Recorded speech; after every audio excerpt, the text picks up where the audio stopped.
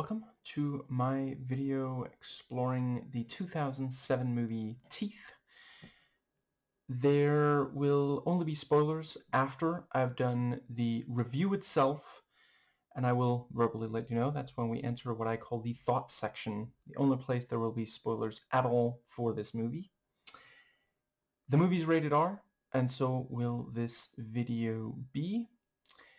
And this is the part where I talk about the quality of what I'm about to discuss. And right now on IMDb, this has a 5.4 out of 10. And, sometimes, that feeling when you watch something and you're like, what the fuck is people's problem with this? I don't know, maybe I do that joke too often, whatever. Okay, so I read the, there's like a summary on IMDb that, yeah, and, okay, I know what, I try these days not to read, like, full-on user reviews of movies and shows and such, because I like to practice self-care, and, yeah, I have some idea. I guess I'll try to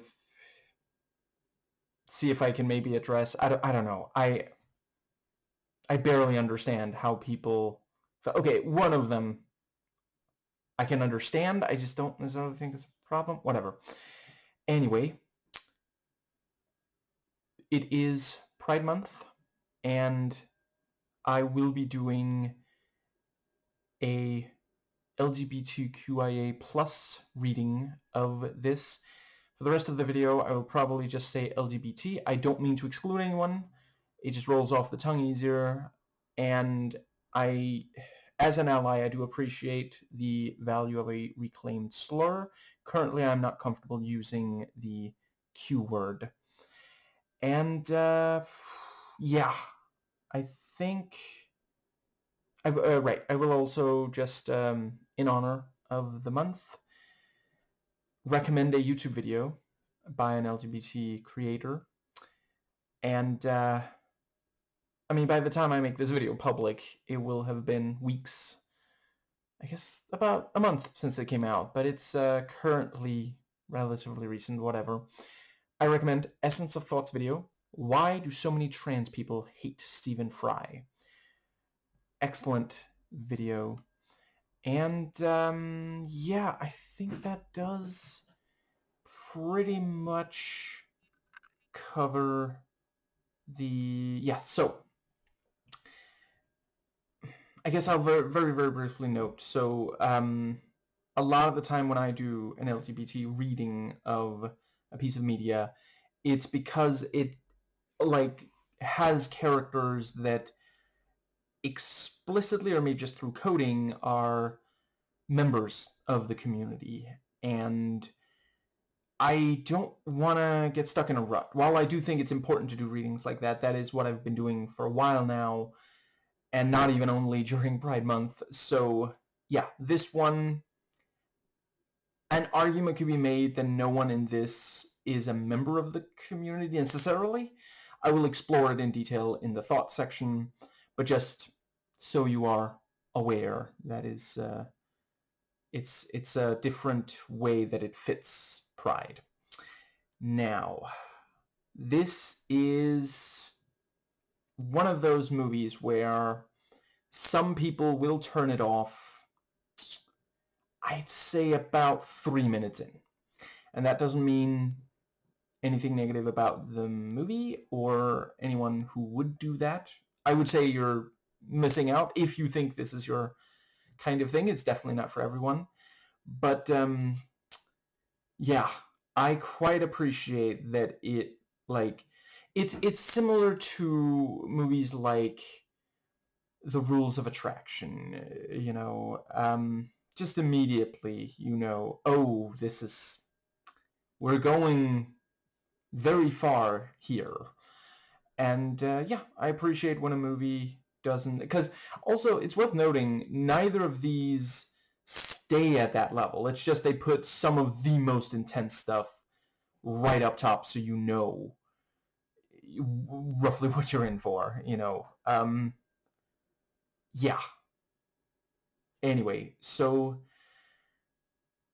I'm keeping the setup vague here, but it is enough to say that it is about a young woman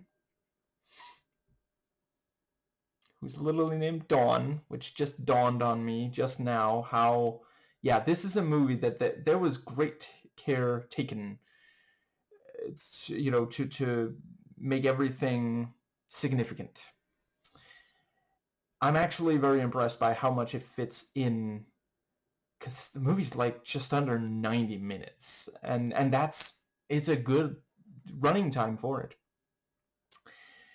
But yeah, Dawn is, you know, a teenage girl, and as such, there are, of course, things happening that, yeah, some of it is what is kind of just the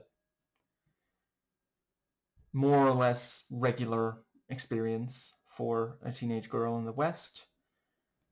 But there are also other things that, yeah, I think that's as much as I'll say. Other than that, she is into purity culture, and that is definitely explored here. There are those who would say that it is torn to shreds with intense ferocity. I am one of those people. I'm also someone who thinks that's what it deserves. So I guess this is a decent enough time to briefly note, no, obviously we don't find it super comfortable to think about or talk about, but it is like borne out by the research, like the data is in, teenagers are having sex. And as such, sex ed is important, and purity culture is very, very detrimental. And yeah, basically, if it is possible, if you know, think of something bad that could happen sexually. Purity culture makes it worse. Proper sex ed makes it less likely to happen or less intense when it happens. And I think that does pretty much. So yeah, I think that is just about. I guess it is worth noting. This was written and directed by a man, and he was in his 50s when you know, he's from 1956, and this came out in 2007. So even if he started writing it a little earlier, he was like 40s when he was making this. So it's genuinely impressive how much it empathizes with a teenage girl. And yeah, I think that is just about. No, yeah, that covers the setup very nicely. So this does really well at setup and payoff. Like, there's things here. Some of them you'll definitely realize, oh, this is definitely a piece of setup, isn't it?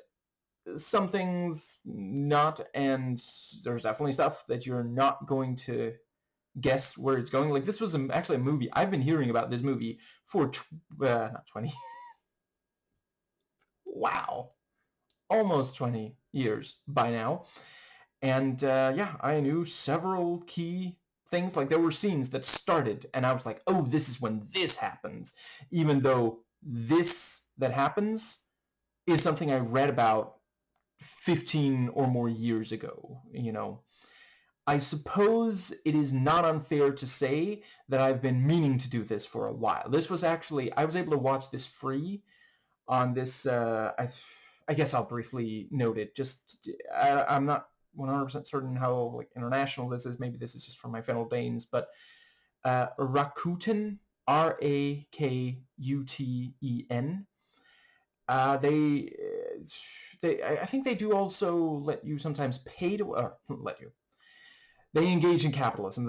Sometimes you can pay to watch something, but I try to just go for free stuff on there. And with the free stuff, there's ads. And here in Denmark, at least right now, it's neither very many nor very long. Like, I think it added maybe 2 minutes or so to the overall viewing experience, and it's spread out over maybe 5 ad breaks or something like that. So, it's really not like, as soon as I found out it was ads, I had to see how much though, and yeah, it's not at all overwhelming. And yeah, it was there like years ago.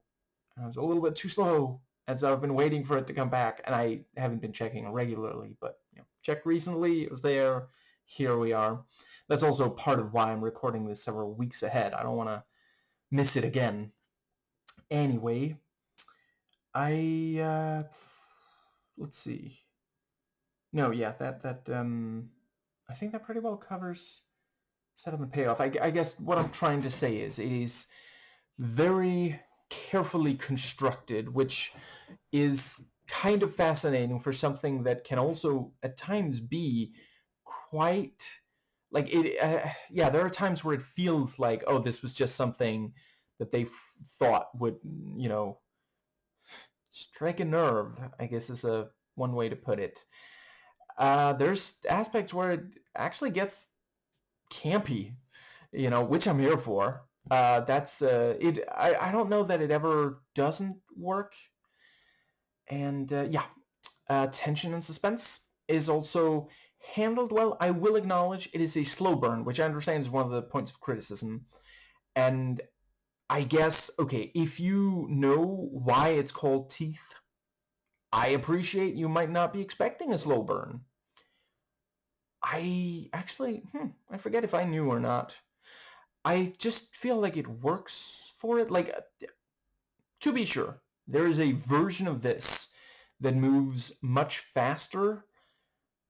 I just don't know if it's a better one. Like, it's kind of one of those things of like, I actually don't even know if this is the only movie about this subject. I'll discuss the subject when I get into the thought section. But I don't know. Hypothetically, maybe there's a version of this subject that is the Mimic 2 to this movie's Mimic 1. I appreciate, like, the first time you watch Mimic 1, you might be like, this was a little slower than I thought, And I guess that does pretty much. But yeah, I thought there was an appropriate amount of tension and suspense, and I wholeheartedly disagree with anyone who, I don't even know if anybody would make the following claim, but if anyone is saying that it's not very effective, I'm sorry, I don't know what, like, dude, what, or gal, I suppose, like, I don't even know how that, but once again, maybe no one said that. Just genuinely, I mean, I knew going in, because it says it right there on Rakuten. By the way, this is only a 5.4 on IMDb. You sure about this? It's your time. No money being spent here, but, okay. Yeah, I mean, I wasn't even sure that this was gonna be, like, an amazing movie or just, like, have stuff to chew on, pun very much intended. But yeah, I'm way belaboring the point. Moving on. So the psychological accuracy, there's definitely a lot of. I don't know if I think some might say that for at least some of these characters, it is not as high as it could be. I don't know if that's necessarily a problem. I'll discuss it in the thought section. Now, it is definitely a movie with a tremendous amount of emotional intelligence. I quite appreciate it. This is not a spoiler because it happens very early on. Like, the movie does acknowledge, Dawn, by embracing purity culture, is not taking the easy way out. She is mocked by at least some of her peers. The ones that are not on board with purity culture. And the way that the scene is staged, shot, and edited doesn't feel like we're supposed to be joining in with the laughter. And I feel like that does... Yeah, it always stays true to itself. Nothing in this feels like it's there because like some fucking studio exec was like, I got notes. And never feels like it's holding back. It's not as graphic as... I do remember reading. I think that must have been critic reviews, or was that back when? I guess I was reading user reviews back then. But I remember coming across at least some who expected it to be more graphic, considering the core concept. Which, once again, I'm not going to give away here. You might already know it. That's okay. I knew it going in, and that did not at all harm my enjoyment of it. I just think that it's great for someone to watch it not knowing that detail. Anyway, I think that does pretty much the, let's see. Yeah, you might expect it to be more graphic. I thought it had the right amount of, and there definitely is some stuff that is very, gets a reaction, and in the good way, to be clear. But there are aspects of it that are not the most realistic. I thought it had a good amount of realism. I thought when it needed to be, it was. And, it's not a documentary, Mom. I also appreciate the level of detail, because there certainly are things that are not as gone into as one might expect from the concept, but it didn't leave me feeling like it didn't... Because yeah, just real quick, there was apparently one thing that it got criticism for. Some didn't feel that it delivered enough on the core concept. I'm sorry. For like, once again, I think it's like with Mimic 1 and Mimic 2. Like, people were expecting it to be something that... and listen, I get, that is frustrating. Like, maybe you got together a bunch of friends, you thought you were going to get a movie that was more of, like, more go, less slow burn. And, maybe you felt like, we wasted all that time. We could have watched something else. I get that. I am a big believer in... I think movies that have aspects that make them less appealing to at least certain groups, I think it should be very easy to find that information. So that is... yeah, I think that does cover... Yeah, so... a lot of the time the tone does feel grounded and realistic. I thought it did when it should. And yeah, I also think the concept is one worth exploring. And I guess the both by movie and reviewer alike. And the dialogue is really well done, both in delivery and writing.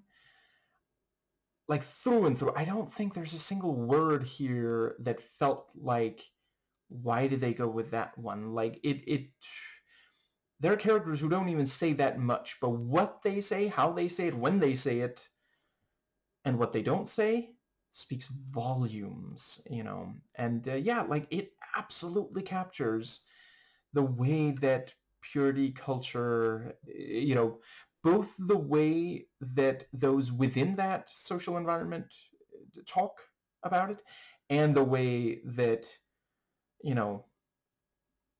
those of us not in it do, including people, and to be clear, including people who make fun of them. And I do want to really underline, I don't think that's okay. Like, it's, I forget, Is it Rebel Without a Cause? I don't remember exactly which, but there's this movie from a while back, from some decades ago. I think it was Kyle Calgren who discussed this, who pointed out that there's like a line in there where an adult tells a teenager, "Why do you make this world so rotten?" And the teenager responds, "We didn't make it." Teenagers in purity culture did not make this. It is the adults that should be shamed. And I do think they should be. I do not think that it is right to, but I've already gone into that as much as there's so much to talk about here, so I don't want to belabor it. Anyway, yeah, the direction is very self-assured. This was actually his theatrical debut. He's done two since, and even just like looking at a brief plot summary and the main cast, I haven't decided yet, but I think I might also try to watch those. One of them has Gina Malone and Janet McTeer, and I am trying to figure out like about Janet McTeer, because apparently she's going to be in the new Harry Potter, which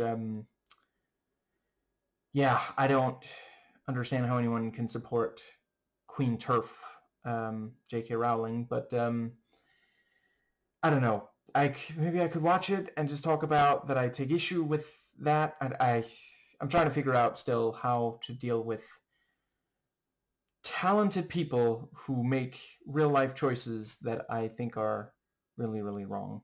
Anyway, and the other one, if I understand correctly, Demi Moore and Parker Posey play sisters, which like as soon as I read that, it's like, I mean, I never thought about it, but that's perfect. Like, yeah, they absolutely, I could buy that they are sisters and they're both immensely talented. And yeah, anyway,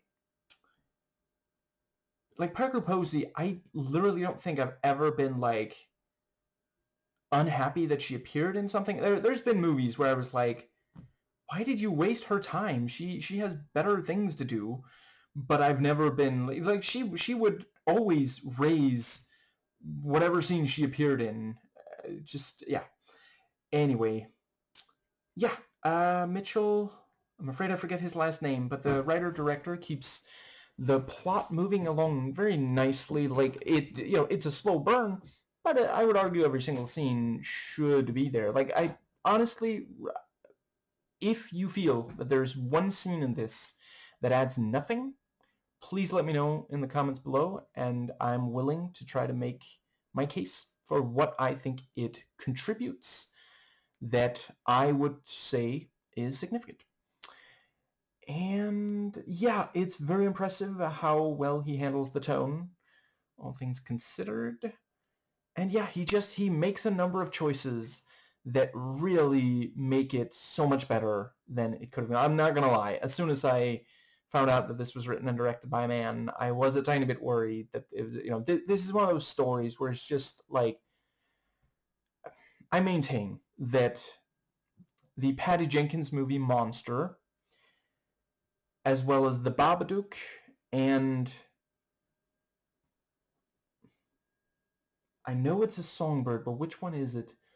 The Nightingale, both of those last ones by the same director, whose name I'm afraid escapes me at the moment. I wrist are really, really sore right now, so I can't really look it up. I maintain that those could not have been the same if they had not been written and directed by women. Now, the cinematography is great. There are some very compelling angles chosen, which I am only going to be able to discuss in the thoughts section, and the way the camera moves when it chooses what angle and what, if any, camera movement. Just, yeah, really, really well done. And and still managing to feel, natural, not stagey. The editing is also great.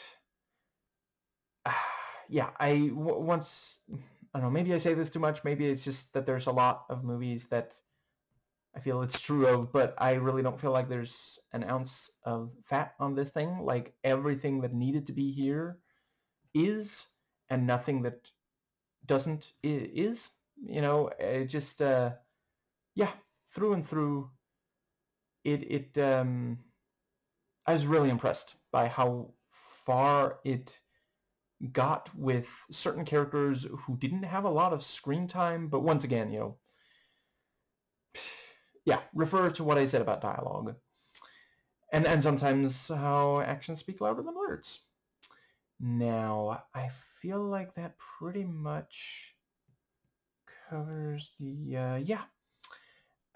So the production value, set design, locations, costumes, and makeup are all very impressive. As far as production value goes, it does not necessarily look expensive, but I never really felt like it looked cheap, and it doesn't need to look expensive. It has it where it counts. Like, I definitely did get the sense that they were very careful about where they were spending money, but in a good way, like, given the subject matter, I can imagine this did not attract a huge audience. By the way, apparently, I read in the IMDb trivia that there's a musical adaptation of this. I haven't watched it. I don't know anything about it other than that apparently it does or did exist. I can absolutely see this being a phenomenal musical. It's kind of one of those things where, like, they also did that with Little Shop of Horrors, a not super, I mean, I'll grant that movie does actually look cheap, but that's Roger Corman for you. Love him or hate him, I've definitely thoroughly enjoyed some of his work. His movies looked cheap. I'm sorry. I don't even know if that is that even, like, insulting. I wonder if he would actually even take offense to that, because, like, he made so many on so little money, reusing sets and actors and all this, but yeah. Maybe I will do at least one video on a Corman pick at some point. I've watched 4, 5, something like that. Anyway, I think yeah, with both of these, slow burn, don't look expensive, but there's definitely stuff that you can make work on as a musical. Now, I believe that pretty much brings us to, yeah, so yeah, set design, locations, costumes, and makeup also convey things about characters. We see where someone lives. We see a little bit of the school, stuff like that. We see the purity culture thing. And yeah, location scouting was really well done. It's very much this, it comes across as just this quiet little place where not much happens. And when it does, it doesn't even get, like, okay, that's a spoiler. I didn't say enough words there for you to know how that sentence is going to end. If I recall, I'll put the rest of it, maybe also the start of it, just as a treat in the thought section. And yeah, as far as costumes, Dawn wears virginal pure white, and it's skirts, which I felt like we were very much, no, based on some shots, I feel confident in saying we are meant to appreciate that as a deliberate choice, because the thing with skirts is there's a lot of conservative,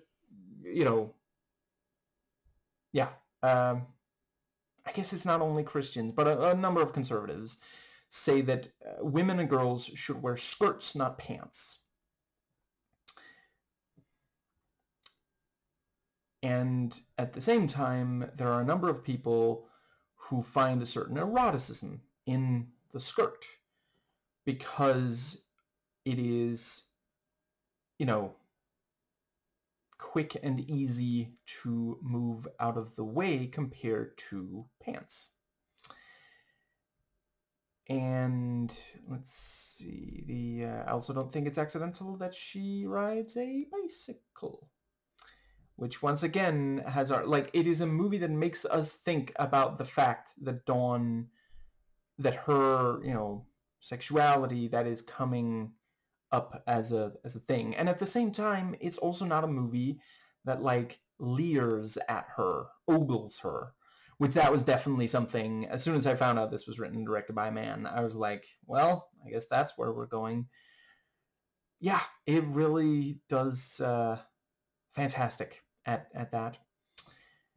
And yeah, as far as makeup goes, it's that thing of Dawn wears enough makeup that she looks, very dainty and demure, but not so much that anyone would accuse her of trying to attract a mate. And the music is also really nicely done. There's some licensed stuff that is very, I hope they high-fived when they realized they could use particular, yeah. And then there's also stuff that is, servicing stuff like tension and suspense and such. And yeah, every step of the way, it all works. The score and the licensed, yeah. The sound design, there is some heavy lifting done by it, and I appreciate that. I don't think that it would have been a good thing necessarily if we did see more. I think there's, it's one of those things where certain things, if we see it, it actually becomes numbing. It's more effective if we imagine it, and that's where the sound design, once again, I hope whoever did the sound design here was well paid, because they really hit it out the park.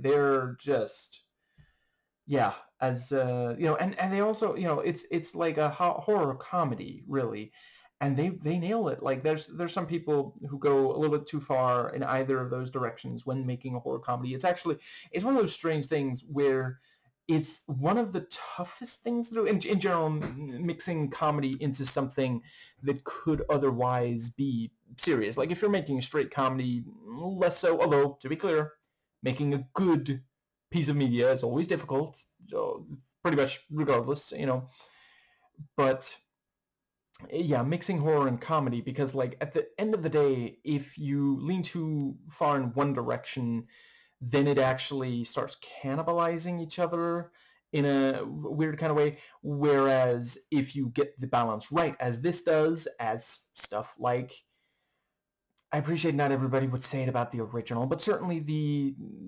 second of the two Sam Raimi Evil Dead movies, and also, it's a little bit more mixed with the more recent two.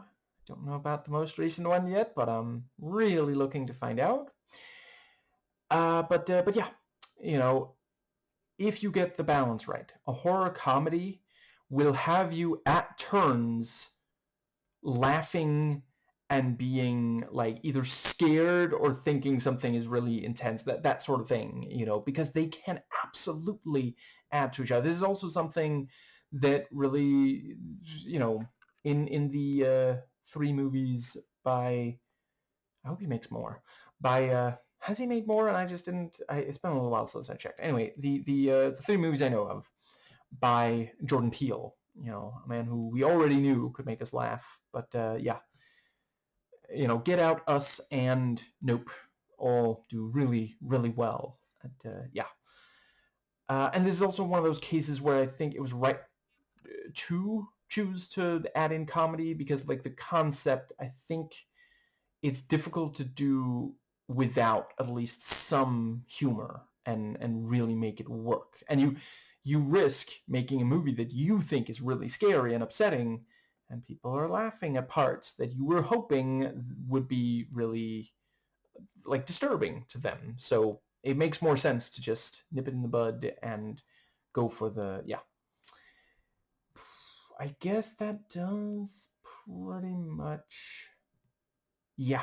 So, as far as characters go, I am willing to acknowledge that some are not as well drawn as others, and I'll discuss it in detail in the thought section. I would argue that it pretty much made sense how they handled the different ones. Uh, it's very clearly there's a guiding principle at work, and yeah, I really appreciate the depth to Dawn. I think the movie has depth where it most needed it, and I guess that pretty much covers. Yeah, the acting is really, really strong. Dawn herself, I really want to watch this actress in more. She nails both the. I mean, yeah, there's multiple things. So she's got this kind of. She projects an innocence. She also makes it convincing when we see that there are, as all teenagers, many teenagers. I appreciate, as of yet, I still don't. I'm sorry, I don't feel qualified to speak on those who are Arrow Ace. I'm for now just going to acknowledge, some of these experiences are different for them. But if you are allo, then this does, allo romantic, allosexual, then yeah, of course, like other allo teenagers, she struggles with thoughts and such. And she also does a really great job at that. And it's one of those things where, because that is very difficult to convey, that something is simultaneously, there is some appeal, to you, but that you feel conflicted about it. If you don't know that culture well enough, then you might not be able to project the the conflict. And if you are too deep into that culture, you might struggle to be willing to depict that there is an appeal to it as well, and yeah, she absolutely gets it 100% right. And I think that is pretty much, yeah, I thought they did a good job on interpersonal relationships and such. Like, I pretty quickly we all quickly get a sense of who they are, how they think and feel about each other, things like that. And let's see. Yeah, it does a really good job at, like, there was a time where I was starting to worry a tiny bit, ooh, is this going to end up a little bit overstuffed? But then turned out there are things here that are not given a huge amount of time. And yeah, I thought it was the right amount. It gets something across, and then we move on. And yeah, by the end, I would argue I already made my case. Anyway, yeah, so as far as special effects go, it does not have a huge amount, but the ones there are really, really well done. Like, at no point does it depict something that it cannot quite make convincing. And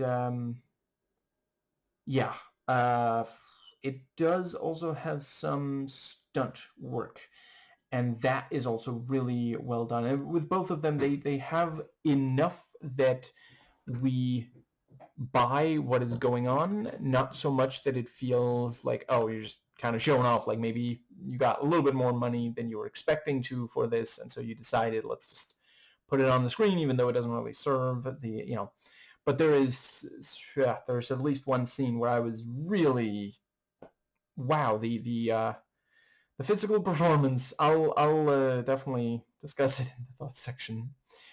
And yeah, as a horror movie, I would say a good percentage of it is psychological. And I think that might also have been, some people heard the concept and thought, oh, it's gonna be like really, graphic and visceral. And I mean, I love both kinds of horror. I've done positive videos talking about both.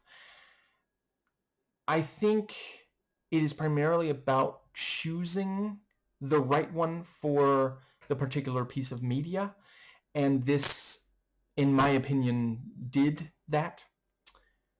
And let's see. Yeah, so it is also, it's scary in a way that I think I feel like I remember reading some saying that they didn't think it would focus on that particular thing. And that, again, yeah, there's a version of this. I'll discuss in the thought section how I figure this could have been instead, but I'm really glad we got this. Honestly, if you know of a version that does something very different, if you think that it would be interesting for me to watch and talk about, drop the title in the comments. Maybe also the year in case it has a common title, but yeah, I was impressed by quality, variety, and delivery of horror elements here. Yeah, that's as much as I can say without spoiling. So that's where we're gonna leave it. And yeah, I personally don't think that it goes for just being shocking. Like, I felt that it is carefully thought out how, what to include and how to depict it and things like that. And yeah, I rate this 8 teeth out of 10. And that brings us to the thoughts section. So once again, from here on out, I'm spoiling everything about this movie. And sometimes in the past, I would only go chronological. That might not be entirely. I might discuss the very ending early in this video. So if you haven't watched it yet, I definitely recommend holding off until you have. Hopefully, the review helped you make up your mind. I'm okay with it having talked you out of it, as long as that was. If it's genuinely sounds like something you wouldn't be into, then I would rather talk you out of it than into it. Anyway, I think I will, over the course of this, talk about how this movie might have looked if it was the other kind of, So, gonna say here right up front, since, once again, this section is for people who've already watched the movie, so it is about vagina dentata, and the,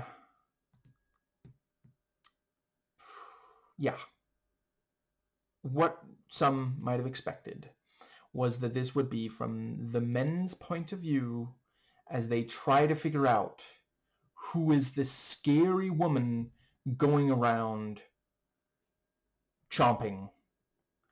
And I can appreciate that there might be like a compelling mystery there. You could play with, like, do the men stop having sex because they're not sure which, like, maybe you have like a group of young guys who like having casual sex with young women, and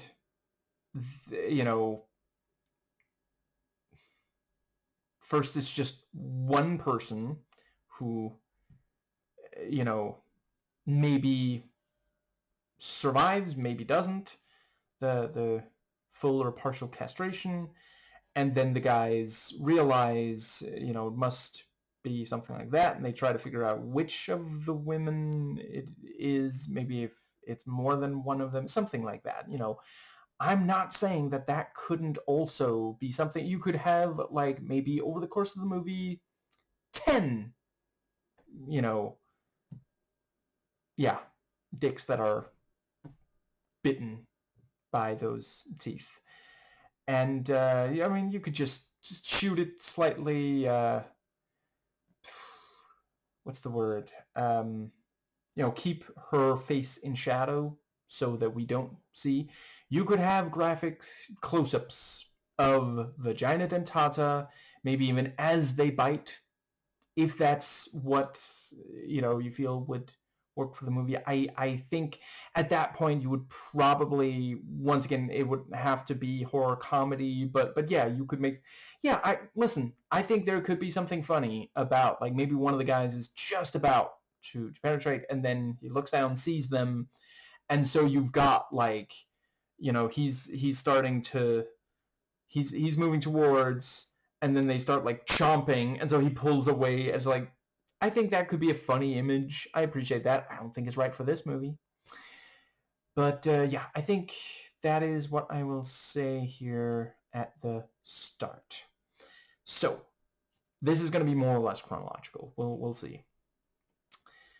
Yeah, so the thing that I mentioned, I guess I'll very shortly get to the thing that's going to put a number of people off, which apparently, like, originally they some of the neighbors didn't want this shot on this location because they thought it was going to be pornographic. Like,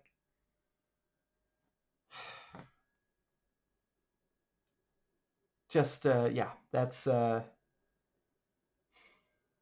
listen, I understand. Obviously, that would be disgusting if it was, but I don't know. I feel like it just also speaks to, we gotta get to a place where, because it's the scene clearly depicts this as wrong. We are seeing a sexual assault bordering on rape. Well, let's see. I can never remember. No. Yeah, I guess it is rape. As soon as there's penetration, it's rape. And the movie, like, we see it immediately punished, and it, in some way defines the rest of the relationship that these two have. Like, clearly we're not meant to be comfortable with what we're seeing. It's just saying, this is a movie that will show you something that's going to make you uncomfortable, but there will be consequences. And I feel that it stays true to that. Like, once again, if you feel that there is a scene where she should have bitten someone and doesn't, let me know in the comments. Personally, I don't think that there is. Maybe I would feel different if she hadn't bitten the guy who calls himself a hero, and then that was epic. She just walks away. Some hero. She didn't even close. Neighbors are gonna see him there. Wow, that is yeah. And just the look on her face, because that was the decision. That was not like a, yeah, like, as it's happening, she made that choice. Like, the other times it was like, oh no, what is happening? There it was like taking control of this. Yeah. Anyway, yeah. So they do such a great job there at the very start, because, like, immediately we understand, okay, two single parents, and they're trying to make it work, and like, we don't even really know if Dawn, how she feels about it. She seems to have a fine enough relationship throughout the movie with stepdad, and clearly, I think her name is Kim, the mother, Dawn's mother. She thinks that this could really work, and it's one of those things, like, I have heard that being a single parent is really difficult, and it's one of those things of, like, please try not to judge them. Like, relationships end for all sorts of reasons, and especially, like, I've seen so much judgment of single mothers, and it's like, you get that there's some percentage chance that it was the man who purposefully left, right? Or maybe he ended up dead because capitalism does not value human life. Neither do a lot of cops in Western countries, including America. Like, it's yeah. Now, I think but yeah, immediately we get, we have because like clearly the two parents are getting along with each other, and then we have the thing about, don't splash your sister. And Dawn is passive. She doesn't even say stop doing that. Like, she clearly doesn't want him to, but she has already internalized at that age that if a man does something, or a boy does, in this case a boy, if, it's just because the terms male and female have become so loaded because the fucking manosphere assholes, but yeah.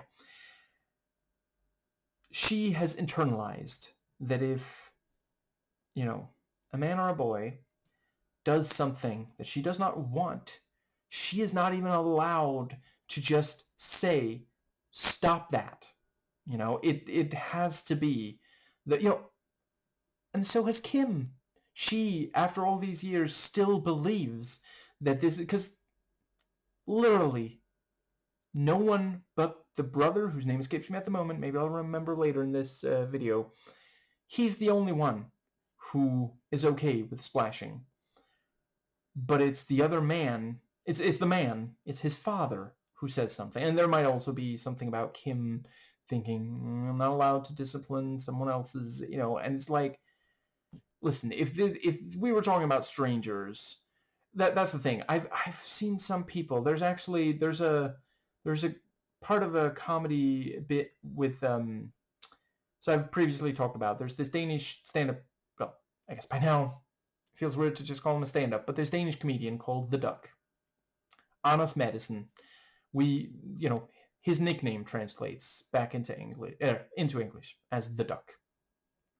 And The Duck had this bit where he describes being really angry at a child in public being a nuisance. And so he yells at the child and then gets mad when the mother is upset with him.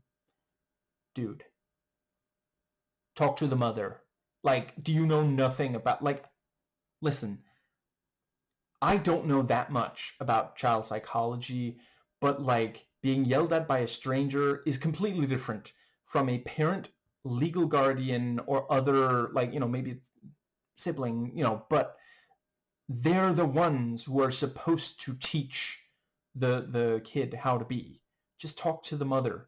I appreciate, like, the way he described it. Yeah, sounds like the kid was being, they're obviously the kid needed to be talked to, but it shouldn't be by a stranger, and you really shouldn't be upset at a parent for being really protective of their kid, especially when it's, like, from what I understand, this was the biological mother. Like, do you understand? Do you have any grasp of how, like, there are so many, like, that she grew that baby inside her for, let's see, 8 months?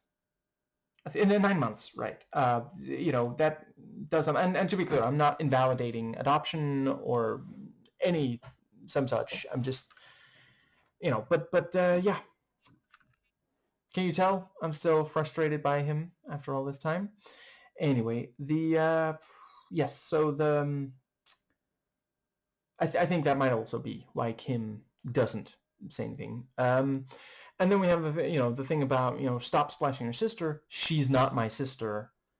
And then, the father says, well, I'm hoping she will be. And, you can tell Kim does want this family unit, And I do appreciate, like, for how many men and boys throughout this entire movie are terrible, I do get the sense that he does actually care. Like, when he realizes that it's at least partially the fault of his son, his flesh and blood, he tries kicking him out the house. That is how much he cared about, his wife. And he clearly is taking care of her. They could so easily have had, you have the bit with Dawn coming home, and he's like bringing, what was it, like pain medication, I think it is, and like clearly he cares. You could so easily, like, there's a version of this movie where Dawn comes home and it's like, when did you last have your pain meds? My husband won't give them to me. And maybe Dawn, yeah, I mean, this characterization of Dawn, the one we get in this movie, would probably be like, okay, but she would maybe give Mom some pills, maybe sneak her some or something. But we clearly see he does actually care. And he seems to care about Dawn as well. But yeah, then really appreciate that we don't see anything. But yeah, he the brother exposes himself to Dawn. I guess I should say stepbrother, but yeah. Yeah, and then tries to push her into doing the same, and then his fingers, yeah, and we see that years later he still has the scars from that, and then he says, "Oh yeah, nobody knows exactly why this happened. It's just something happened when I was a kid. I don't know." And then you see his face, and it's like he remembers, and it like Dawn seems to have completely repressed it because so many. I appreciate it's a dicey subject, so I'm going to try to be very careful with my wording here. There are a number of people who, when a child has been sexually abused or even raped, as this was at least attempted rape, and yeah, there are a number of people who feel that, listen, I am not the right person to talk about how much you explain to the child. Once again, I don't know enough about child psychology, but there are some who would say that they just shouldn't be discussed at all, and that is the way you get it to keep happening. I'm sorry, but there are children who will non-consensually touch other children, and teaching consent is crucial. You teach consent at an early age. Again, I don't remember, what the experts say. You can Google your way into finding out what the experts say. I agree with that. They obviously know better, hence being experts. But yeah, for the longest time, it seems like she only realizes, when she uses the teeth on him. And let's see. I think that is... Yeah, so, we, the audience, realize immediately this must be vagina dentata. And that's, part of why I say that it's really not a problem if you go into this movie knowing that it's about that, because, like, what else would it be? Like, hypothetically, maybe you don't know it's called vagina dentata, but, like, what happened there, I'm not going to describe it in detail because we all know what happened there. And, yeah, we know immediately that that's something this movie is going to be about. And on the other hand, if you go into this not knowing it's going to be about that, then that is a very effective introduction to that concept, and I would argue, I don't think the rest of the movie ever gets as... See, that's the thing. Some would say that, teenage boy or grown man being mutilated by vagina dentata is going further than this, attempted... Yeah, a child attempting to rape another child. I don't know. I guess it's a matter of perspective, I suppose. But yeah, if hypothetically, if we say that it is as bad or worse than these mutilations that happen later, I think the first one happens almost half an hour in, or thereabouts. So it's the for some, that is going to be, too long to wait and too little. I've already described a version. Yeah, hypothetically, I'll briefly go over, so the hypothetical version of this that is the more, the one that some people may have expected from a movie about vagina dentata. Maybe it starts with, maybe you have an opening kill that is, someone being castrated, and either it's just not discovered immediately, or maybe it's not immediately clear that it was vagina dentata. Maybe at first, people assume it's an animal that did this or something, And but I don't know. I mean, hypothetically, you could make it like Scream or Nightmare on Elm Street, where characters, at least some characters, know from the very start, oh, there is something out there, And yeah, anyway, the camera pans, as soon as we realize, oh, vagina dentata. And it is also like, I believe that the parents would not know, because it's like, I mean, he's not going to say where he put his finger for that to happen. I don't know if they think that Dawn bit with her mouth, maybe, or what, but it is just like, I mean, he didn't lose the finger. It's, it's one of those things where, like, we understand why they end up checking that body of water later when someone has been missing for let's say, what is it they say? Is it 48 or 72 hours? I forget, but yeah, it feels like it's that kind of thing. And of course, they would check, well, where do teenagers in this town or area, where they like to hang out, that maybe could be a place where someone, like, where a body, hypothetically a dead body, could be found. Well, it's probably that, so of course they find it quick, because that is the hangout spot. They even mention, but yeah, so the camera pans up from that first vagina dentata attack, self-defense, and we see the nuclear power plant. And there are several things here.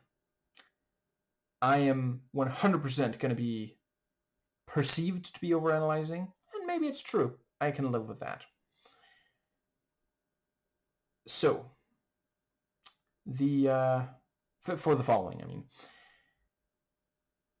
So one of the things here is that this could be an explanation, because they talk about, evolution, adaptation. And we have the thing about how, yeah, that there is such a thing as, birth defects and such, if someone, yeah, because of radiation and that sort of thing.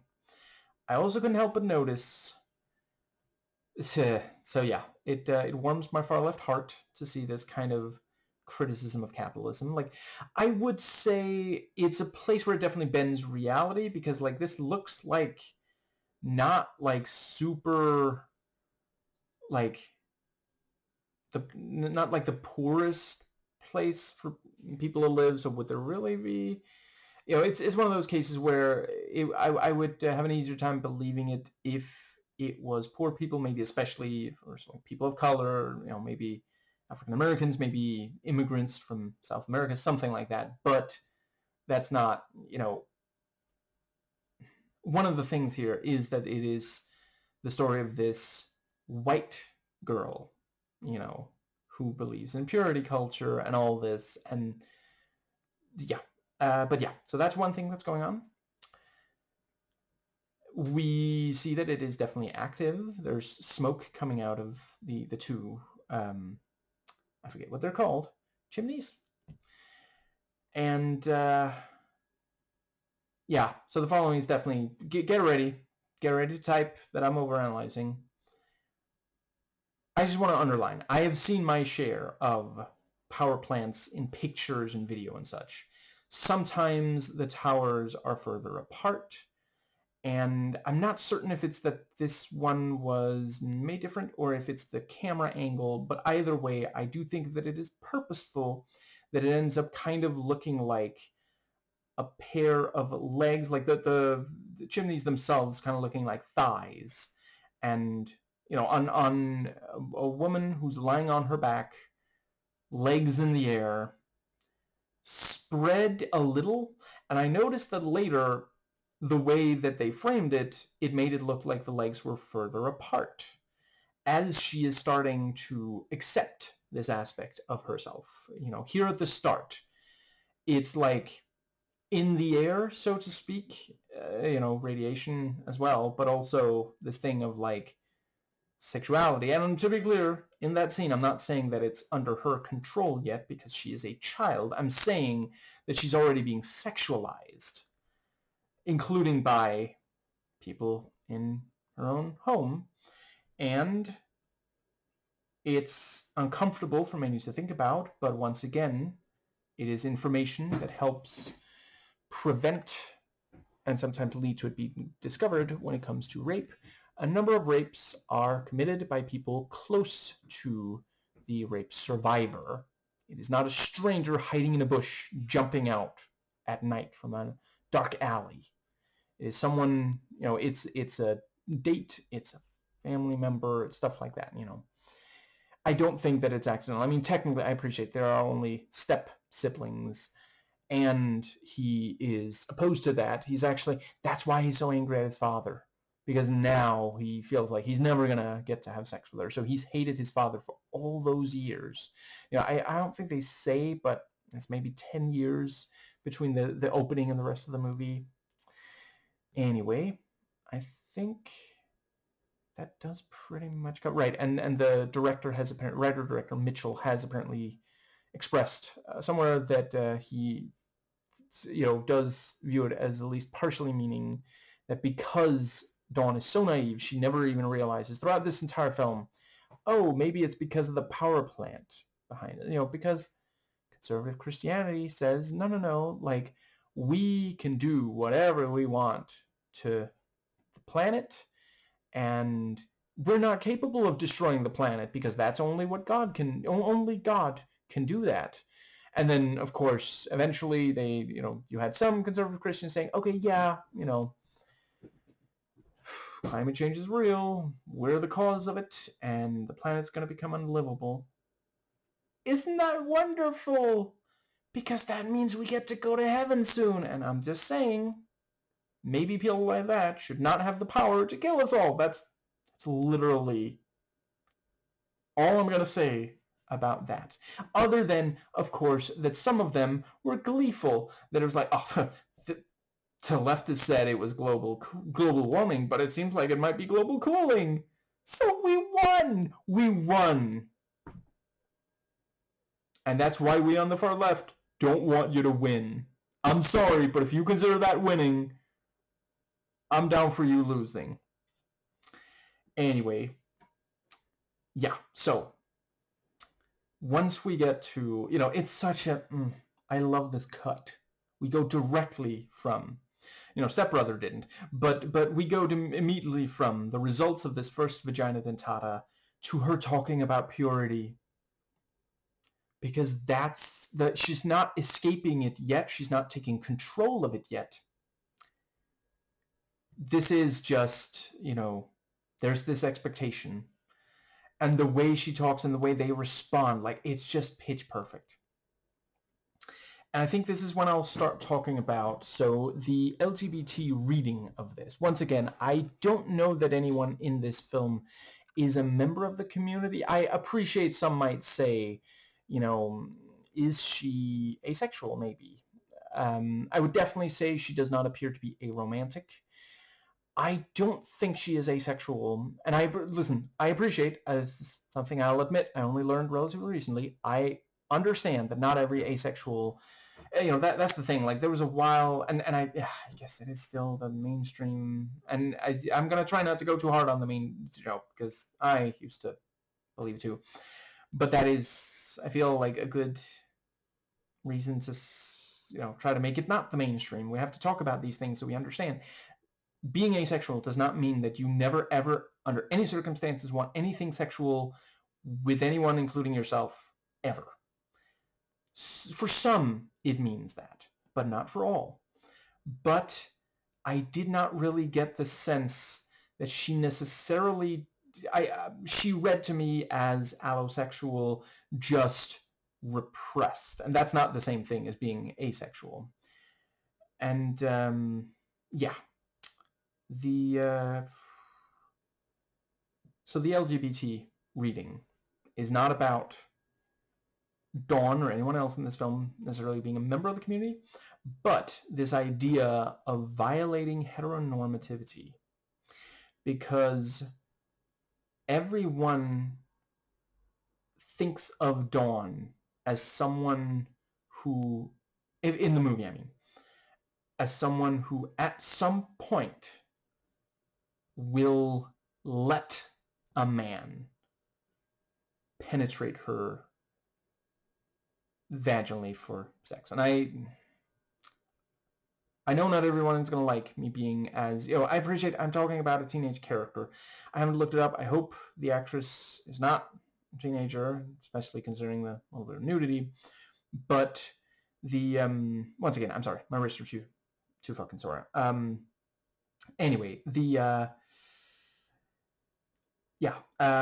I specify that because they are seeing her as, there are a bunch of teenage boys who just want to have sex with her, some just like for conquest, some for desire, not exactly the same thing, and some maybe both, but her consent is violated, multiple times, and that's where the vagina dentata comes in, because under rape culture, which patriarchy does not particularly fight against, at least not near enough, basically consent is not viewed as really necessary.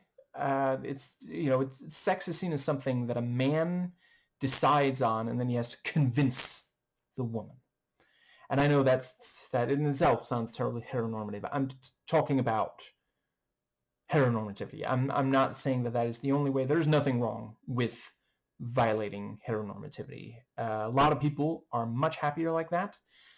If you don't feel that it's right for you, then I don't think you should feel like you have to. But I don't think I've come across even one member of the LGBT community, or anyone on the far left really, that actually thinks that you have to. Just that, if you feel like it, just be safe about it. Just make sure there's consent.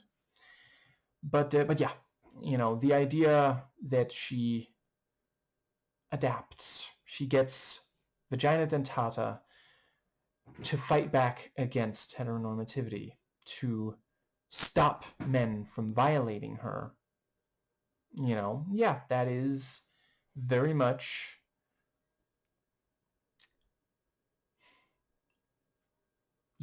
that is part of LGBT culture.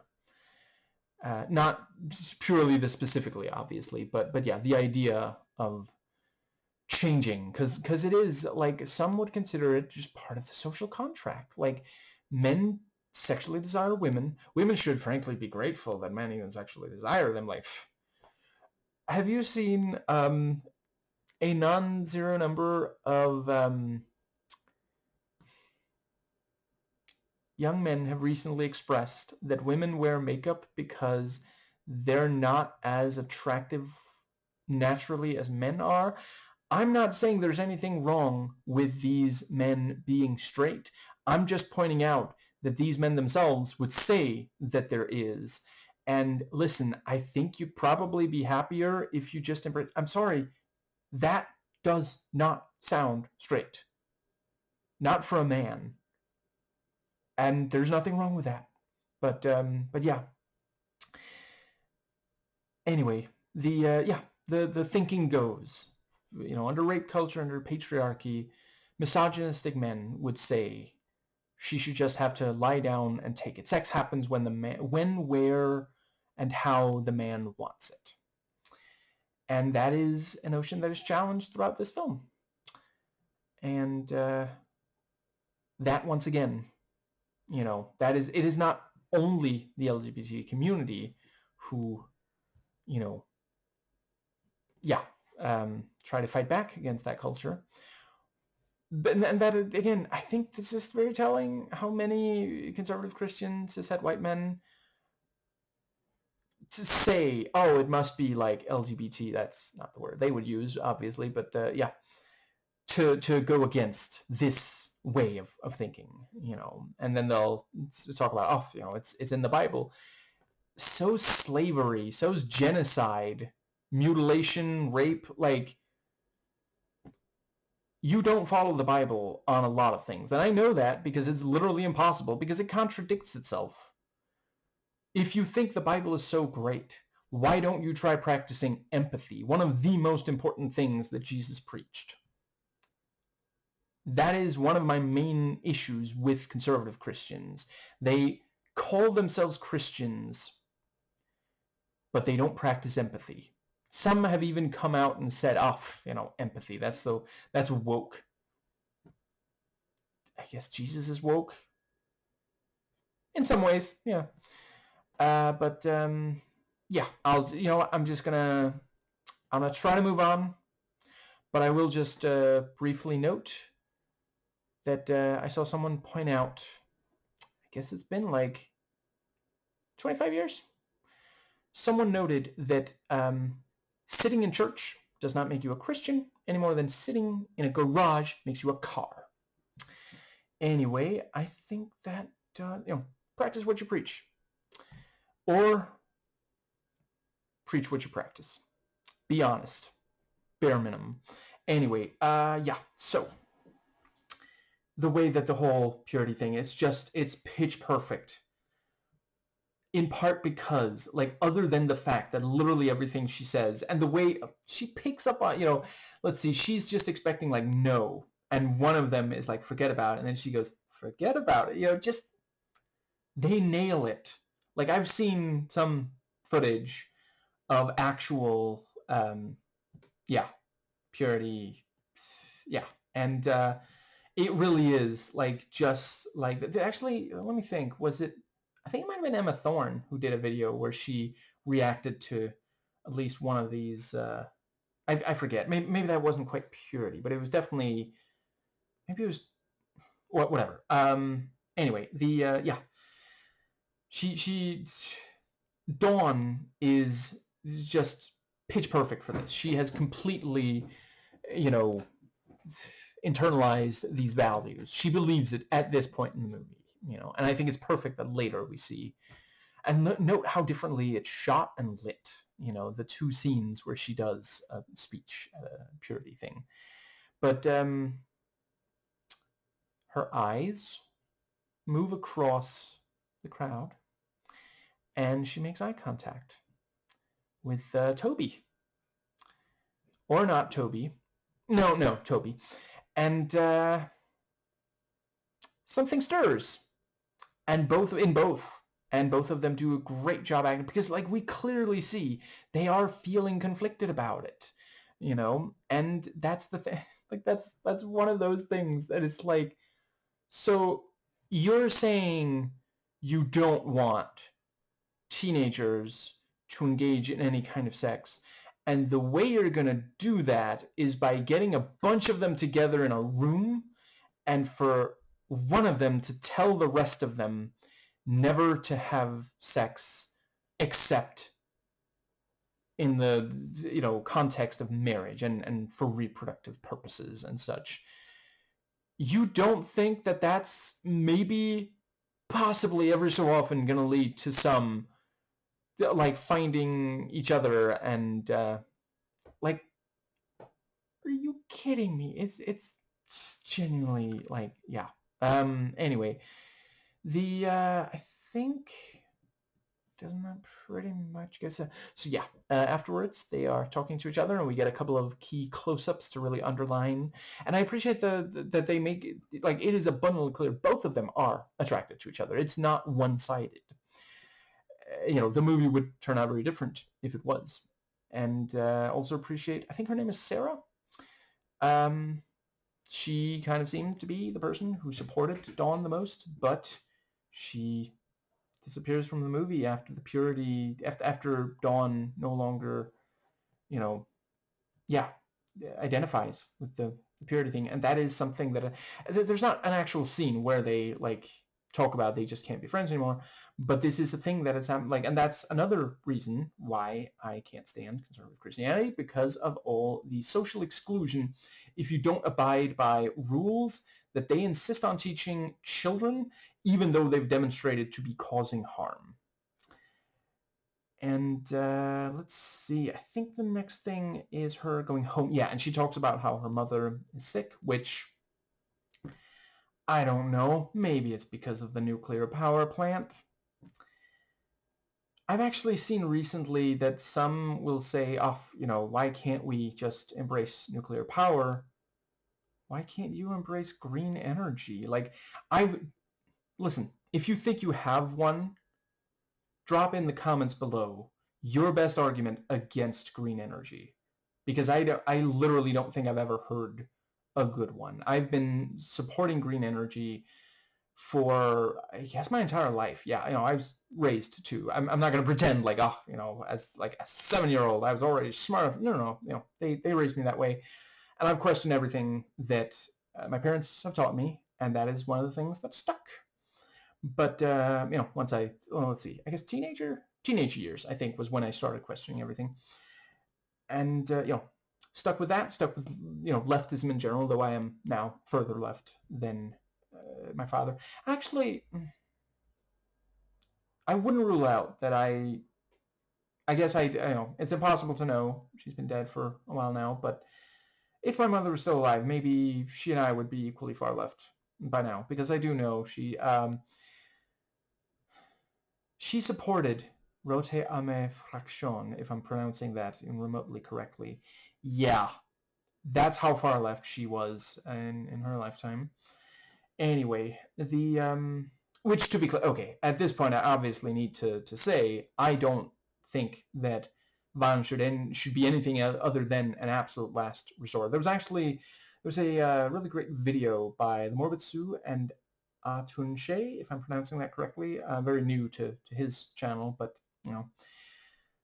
following her channel for a while now. And he mentioned that let's see, it was eco activists were not as violent as conservative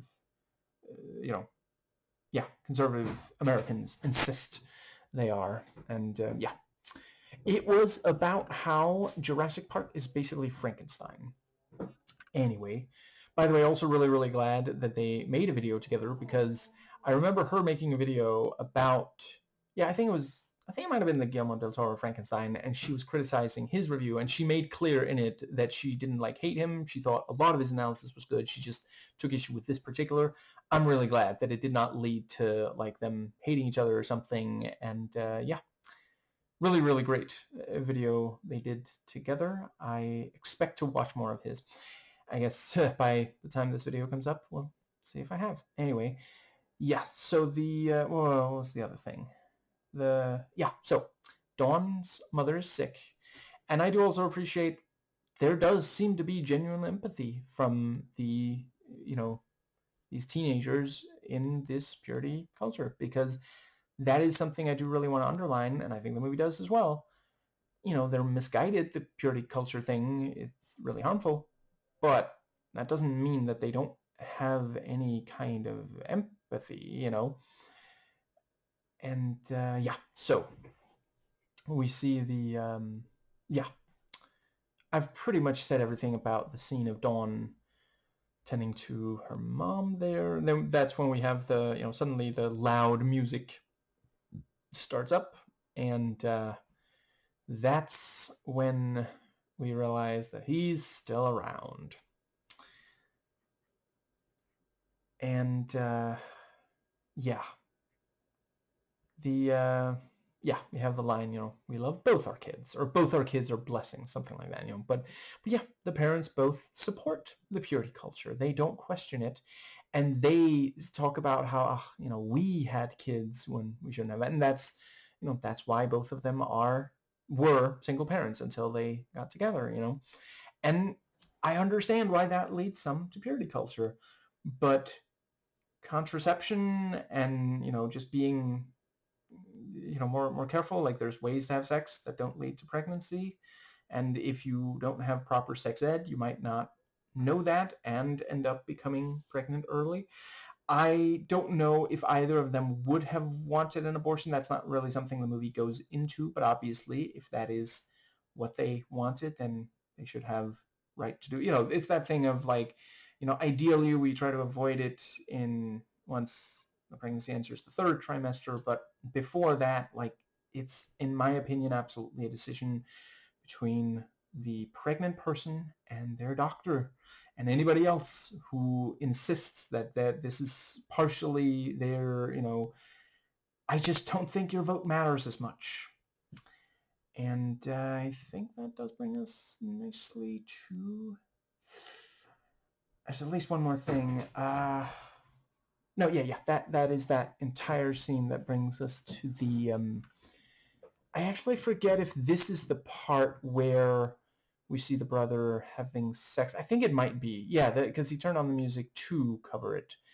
And yeah, we find out that he exclusively, yeah,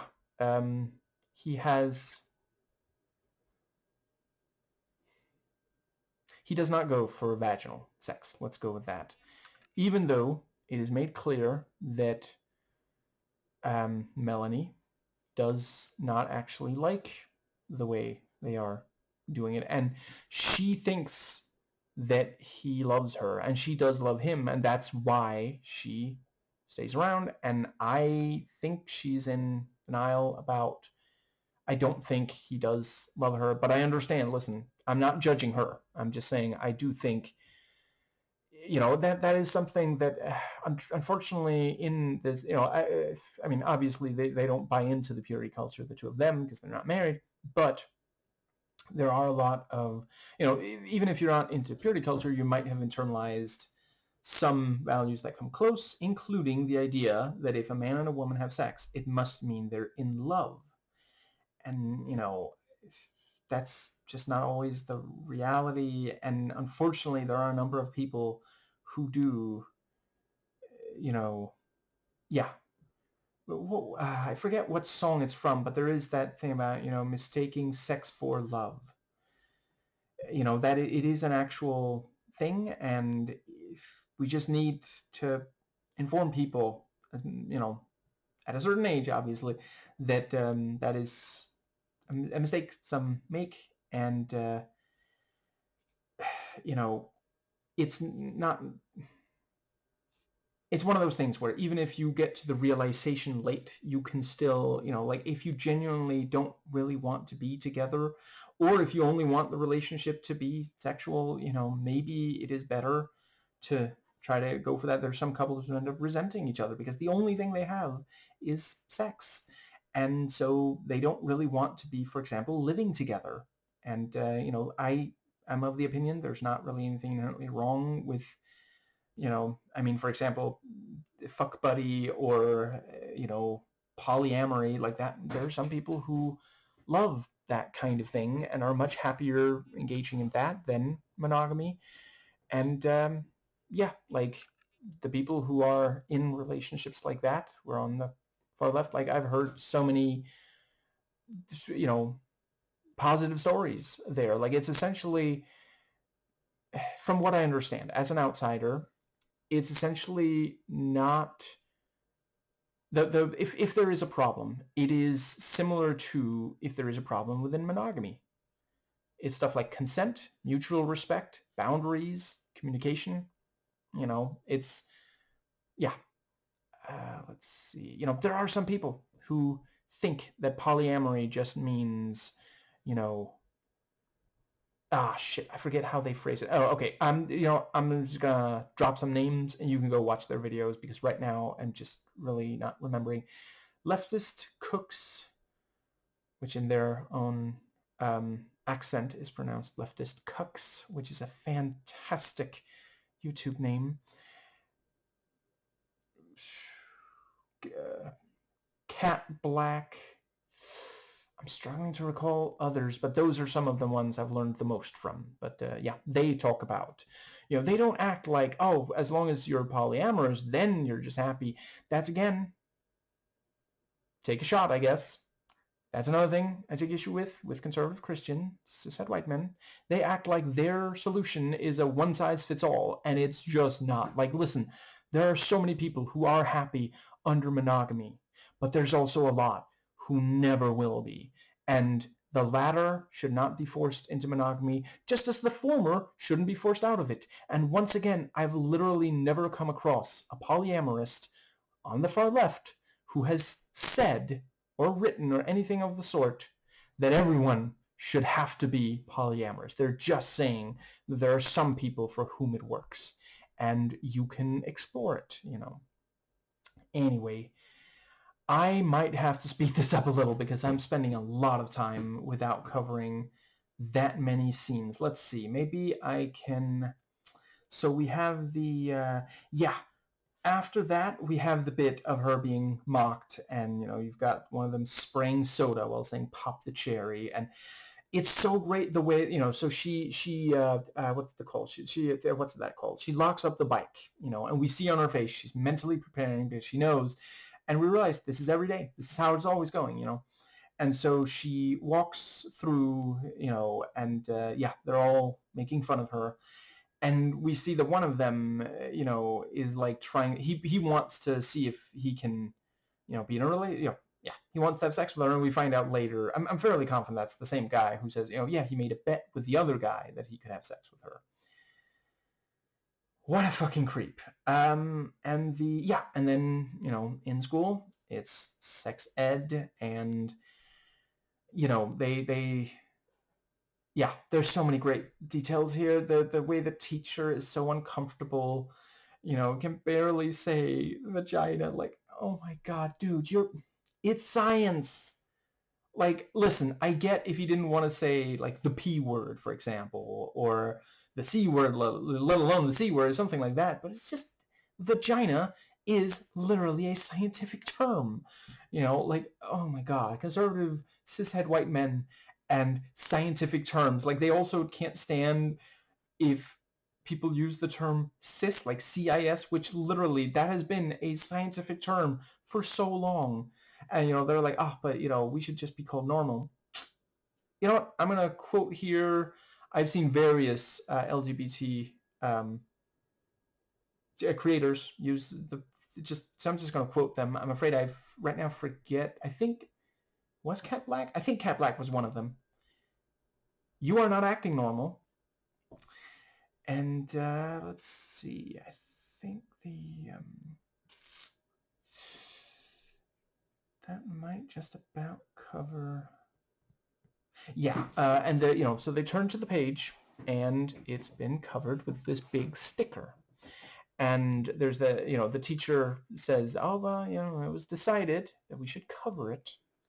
And someone points out, well, what about, why we just saw the, diagram of the penis. And I appreciate that the film does actually show the diagram of the penis, and later some penises in situations that very uncomfortable.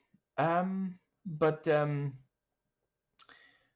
we get a glimpse of the vulva later, and also it's just when this teenage boy, I'm pretty sure it's a boy, says vulva, like I think it's the teacher's like, it's a scientific. You're in a science class.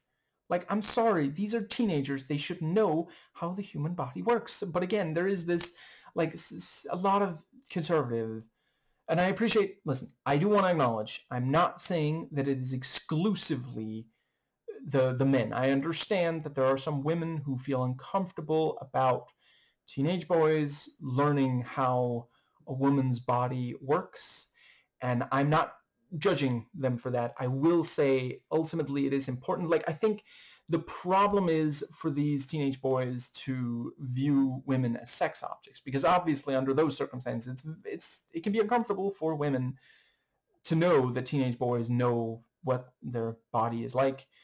But it's a matter of teaching these teenage boys to respect women. And yeah, let's see. It's a problem that, because listen, either they learn it from really unfortunate sources, like people who don't actually know what they're talking about, or pornography and stuff like that, which can just teach so many completely wrong ideas about it. Just remember, porn was made to be erotic, not to educate. Please do not use it as educational material. And let's see, alternatively, they just don't know anything about it. And there are people who have perpetrated, and there are people who have been, who are survivors of sexual assault and rape, who don't even know that that's what it is, because they haven't learned enough. So they just go around carrying this around, the survivors do, and some of the perpetrators continue perpetrating because they don't understand the gravity of what they're doing, and they still don't respect the survivors enough, and things like that. And I'm just going to put out there that some perpetrators are, sometimes it's covered up, and that especially happens if they are related to someone who is, conservative Christian and maybe are teaching, abstinence only, for example. Not necessarily purity, but, shit. Wait, I guess, are they more or less synonyms? I guess they're related at least. Anyway, yeah. And fantastic editing on several students trying to rip off the sticker because they want to see it, because it feels like light violence, the way that it's like, go back, if you've forgotten, go back and watch that sequence again. It's not intense as such, but it is, it's not gone camping, but it is genuinely like, it's very, very swiftly cut in a way that not that much of this movie is, and yeah, they want to know, but also some of them just want to prove like, it doesn't even work because, see, we can just tear off the sticker. But of course they can't see anything because, and later we see Dawn, she's so hungry for knowledge, she actually does it the only way that you could effectively do it, Yeah, the next thing I believe is Toby and the others hanging out. And I appreciated that Toby, as soon as she's made it through, the trial by fire of the teenagers, he's there and he's, clearly sympathetic. He's not laughing at her. He didn't join in. And I can appreciate, like, he might be a little too new to try to stop them, and maybe he didn't even know it was going to happen. Maybe he's been so sheltered, And during the class, Dawn immediately raises, why can't we see, the vulva? And she, her hand, like, zips in the air, like,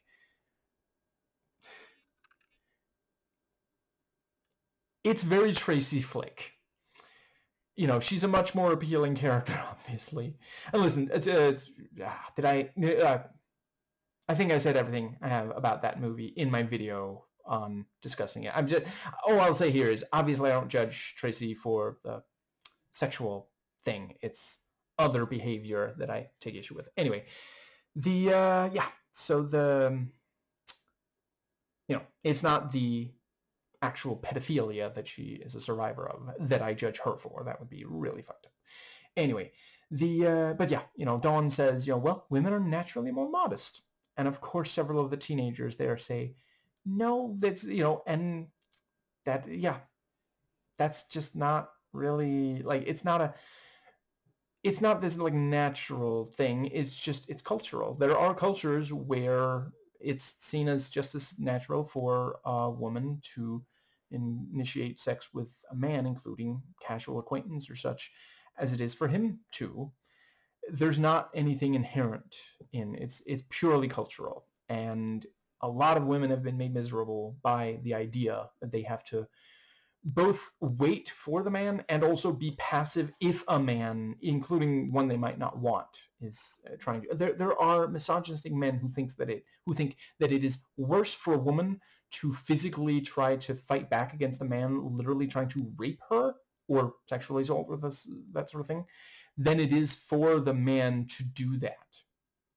Because they, and some of them will say, oh, but, what did she do to make it happen? And some of them will, see, they have this thing where they'll talk about, like, of course, if you're alone with a man, of course that's going to happen. Like, it's a fucking, like we men are just natural disasters or animals or something. But then if a woman, like, takes special precautions, then these same men will turn around and be like, well, I didn't do anything. Who's talking about you? Why do you feel personally targeted here? That's really interesting. Like, I'm sorry, when I hear, female feminists talk about, like, men raping and such, like, my first thought is not, well, I don't, because I don't need to go there. Like, that's, I'm not saying that someone who feels targeted is a rapist or even would be. I'm just saying that is something for you to examine. Like, you should not feel like, if you are not, having thoughts of that kind, and if you haven't acted on thoughts of that kind, yeah, like, you shouldn't feel targeted, and listen, I appreciate there are some, I have heard of a certain percentage. It's not mainstream feminism, but there are some rad femmes who would say that all men rape and all, penis and vagina sex is rape. I don't agree with that. Neither do a lot of other feminist women.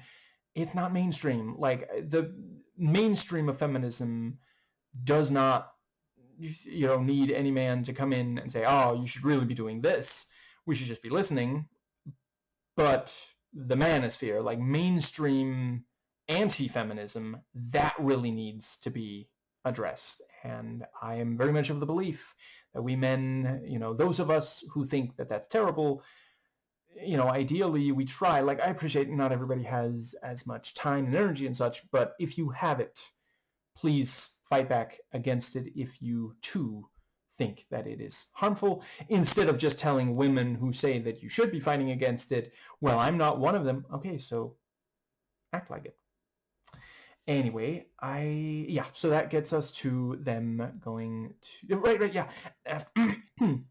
After Dawn says that, I think Toby is the only person who stands up for her. He's like, that's right, Dawn's right, something like that, and they share a little look, and like, again, of course this kind of thing is going to increase the likelihood that they end up, having some kind of sexual contact. That's just how physiology works. If you are allosexual, it's yeah. And and so they plan to hang out, and they're like, no, but there'll be multiple, and we'll police each other. I love that specifically use that word, and and they drive there, and I have to admit, I didn't pick up on, I forget if we actually saw the drive out, but we do see the drive back. The two girls are sitting next to each other, the two boys are sitting next to each other, so that they can't accidentally, so they can't touch each other in a way that, but they go there and they see the cave, and it's like, oh, that's where they go to. And they can't even say it out loud. That's how sheltered they are. That's how deep into this. Yeah. And also, like, going into a cave once again. Like, because, listen, there's other places, like, hypothetically, maybe there's a building somewhere that someone has the keys to, and they'll lend them out to others who want to have sex in there, or something like that.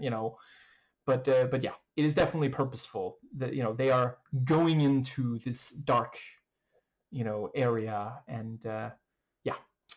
Anyway, so yeah, they they are thinking thoughts, and she can't even sit next to him in class the next day, and she has. Yeah, and I really thought it worked well that, so she pictures it, and then she, and also the way that it's shot, because she is picturing his bare chest, for example, and his face, and things like that. And that is actually, like, there are a number of men, I may or may not have been one of them, who think that when a woman thinks about sex, she's hyper-focused on the penis. And I don't know, maybe there are some women who do, but there are a number of women who think about lips and hands for reasons that I don't think I need to say out loud. And yeah, the let's see, I think that is, yeah. And on the TV she saw, this brief bit of one of those old wonderfully cheesy horror films, like a sci-fi horror with, like, I think it was a giant spider or something. I gotta go back and rewatch some of those. I will at some point do videos on. I have some of those from the 50s. I fucking love. Yeah. I'm not saying they're for everyone, but there's a lot to love about them, and I am planning on doing videos at some point. Anyway, other than that, yeah. So she sees the the mouth of the spider with the two teeth. And that is really the closest we ever get to seeing the vagina dentata. And I think that was the right choice. And again, just briefly, I already mentioned early in the thought section, you could have like a super close up of the vagina dentata. You could, make it really, really detailed, do like an animatronic thing where like different parts are moving in different ways and make the teeth look really gnarly. There's definitely, I guess it's not really a spoiler to say there's a non-zero number of, well, okay, that makes it sound like a bad thing. There is at least one design of a space alien in popular media that already looks like what the vagina dentata might end up looking like. We'll just go with that. I don't want to spoil exactly what it's from. If you know, you know. And I guess so when she's picturing, sex with him, suddenly she gets a flash of the spider. And then, because she's conflicted. And then she says, "What is wrong with me?" And I love that I wasn't even thinking, wait, does she mean because she flashed to like a vagina dentata symbol? No, like obviously what she's saying is, why can't I resist these thoughts? Because she's so deep, she doesn't even realize that the vagina dentata subliminal flash there, that's actually something that she needs to process. Well, I mean, she needs to process her repression of sexuality as well.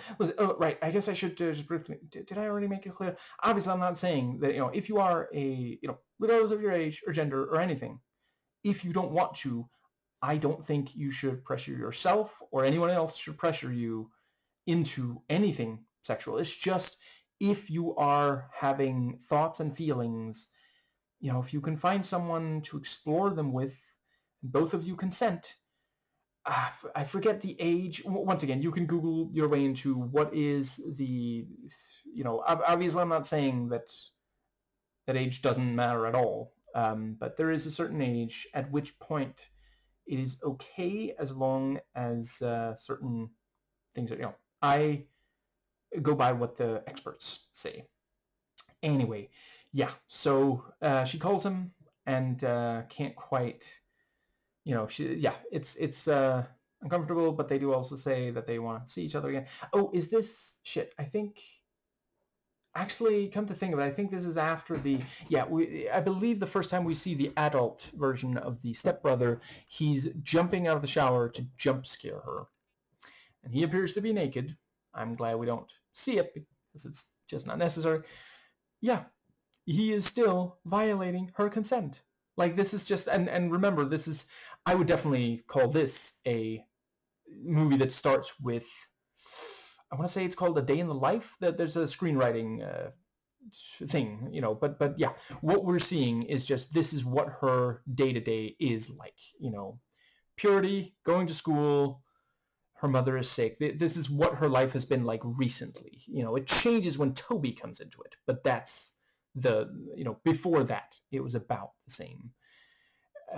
Yeah. And let's see. Yeah. So, he frequently just, flashes her or does something that is clearly there to upset her. Like, he doesn't even, like, you could easily have it like, oh shit, I'm sorry, I thought I wanted to make you laugh, your mom is sick. He clearly doesn't. Yeah, he consistently calls her Kim. He never says mom. And that brings us to the second time they hang out, where I couldn't help but notice it's just the two of them, and they are in bathing attire, and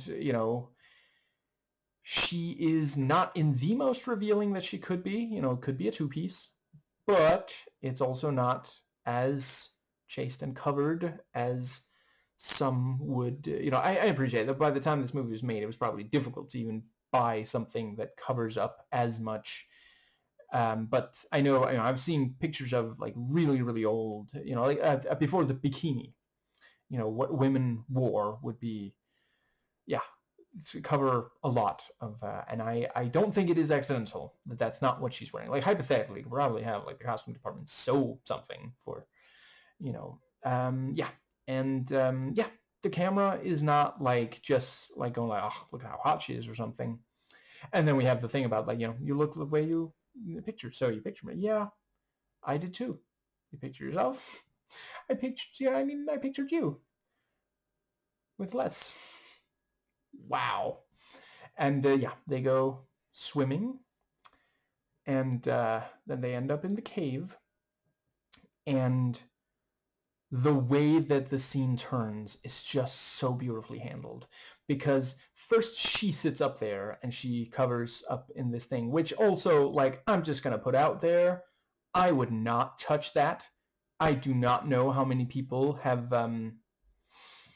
done what people go to the cave to do, but I don't think it's supposed to be like, I think that again is supposed to be like they're that naive, like, that's like, it could literally be dangerous. Like, there could be some liquid on there that is some there's substance left behind by someone that yeah.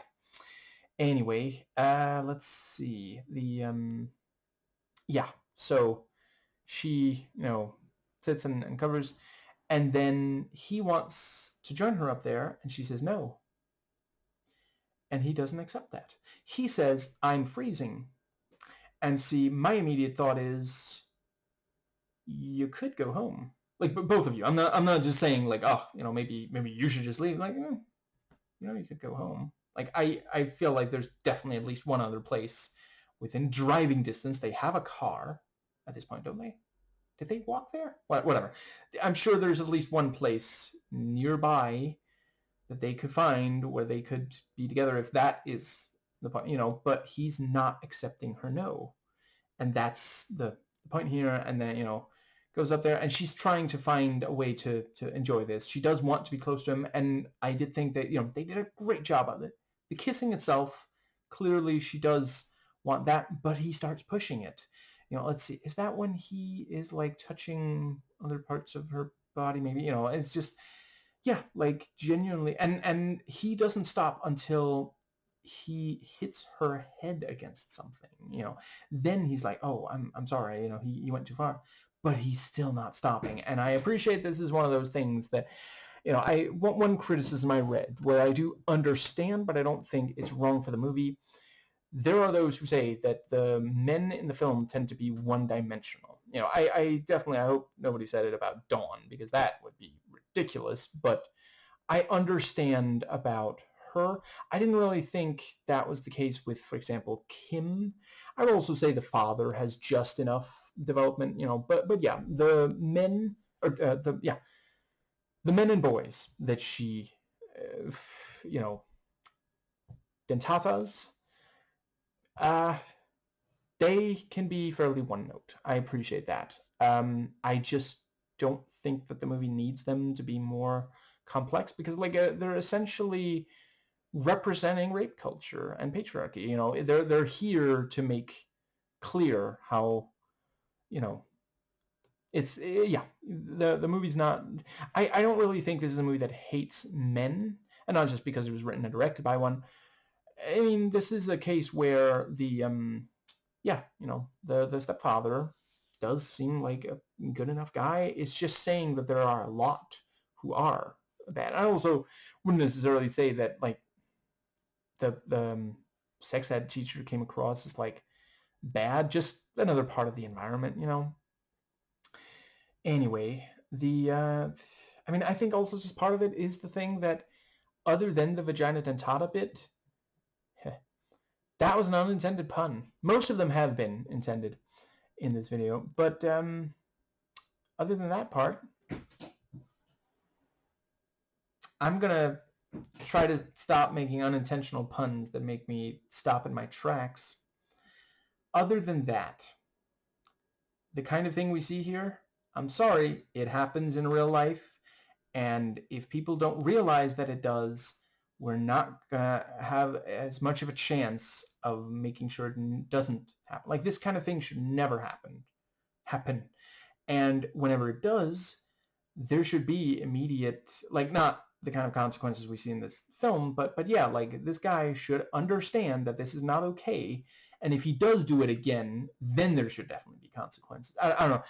Maybe there should actually be, yeah, by the end of the scene, there should be consequence. I guess what I'm saying is the hypothetically, if he had stopped somewhat short, then it wouldn't necessarily, but I don't know. As soon as he touches her without her consent, maybe even the joining part, but anyway, the yeah, and even though, like, she's like, yeah, he penetrates her even despite the situation, and she's saying no, and he's saying, no, no, no, it's okay, you're still pure. Just yeah, and we find out, he said, I'm still virgin in his eyes, so in other words, he did do something, just not the, you know not something that counted. And that, again, is such an important point to make about this whole thing, because if you teach enough teenagers that the only way to have sex is within, it's straight, it's under, during the marriage, and it's the kind that can lead to procreation, you're going to have a certain percentage of them say, well, that means this other stuff doesn't count. So if they go LGBT, which, once again, I'm not saying is inherently wrong, but yeah, if they do that and they're not safe about it, they don't practice consent, then that is wrong. Same as it is for, heterosexual. But the let's see, yeah, that's an option, and they might also do it in a way that isn't safe, maybe even as painful, because they just feel the desire so strongly. And yeah, but yeah, and her response is not, well, you're tainted then. It's, well, then, now you're stronger. So as soon as they encounter a problem, they just rationalize it away. Instead of appreciating, well, that means that it's not realistic the way we've been raised to think about this. Yeah, let's see, and it's also in part because she likes him. Yeah, and then we have the first, since she was a teenager at least, bite. And at first I wasn't entirely sure if they were going to, but they do show it, and we see it again later. They both left it there, and there's like a bug on it later, if I recall correctly, something along those lines. And yeah, we see some of the crotch. It's only later that we see blood spurt. I think that's with the Bet guy, or was it with the stepbrother?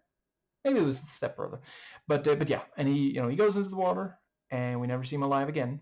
And at first she's like, what happened? And yeah, concerns do mount over time, because it is, and like, yeah, I genuinely, like, I'm not sure there's much of a chance that he can swim with that kind of intense pain so close to his leg muscles. Like, it's, I don't know, can you swim without using your legs? Oh wait, I think there's like ways to do it, but he's probably used to using his legs and stuff. And it's also just like, I think it's probably safer if you stay and then maybe she goes for help or something. But just, yeah, I think it's supposed to be like just the intense pain and fear that he's feeling, he's reacting to in an irrational way, but yeah. And so she goes, and clearly she feels terrible about it. It's only like by the end of the movie she is purposefully using it as like an actual weapon or tool, or yeah. But yeah, so we get the bit with let's see, she is, I think that's when she tries to investigate it. Yeah, she Googles, and that's also, we see the sort of this mythical depiction of it, the legend or myth, of and yeah, I thought they did a phenomenal job. I'm really glad they included as much. I wasn't sure how much they would, but yeah, the whole thing about the, yeah, like, it's the male ego, this idea of like, oh, by penetrating a woman, I'm losing power. Like, that by itself is already a little sad. Like, if it's a positive experience for the both of you, what are you even afraid of? And maybe you could just have a conversation with her instead of imagining that she has teeth down there. That's one thing. And another is, there are literally men, there are misogynistic men who will rape a woman and then afterwards say, oh, she made me. I couldn't help myself. She's the guilty one. And it's just so fucked up. But yeah, she, and we get, later she says how many different mythologies include it. And it's genuinely, yeah, like, that is one of those things, for the many differences between different human cultures, which should not, that doesn't justify racism, obviously. But, for that, yeah, there is still, like, so many all thought this way about this particular, had that idea independently of each other, I might add, for at least some of them.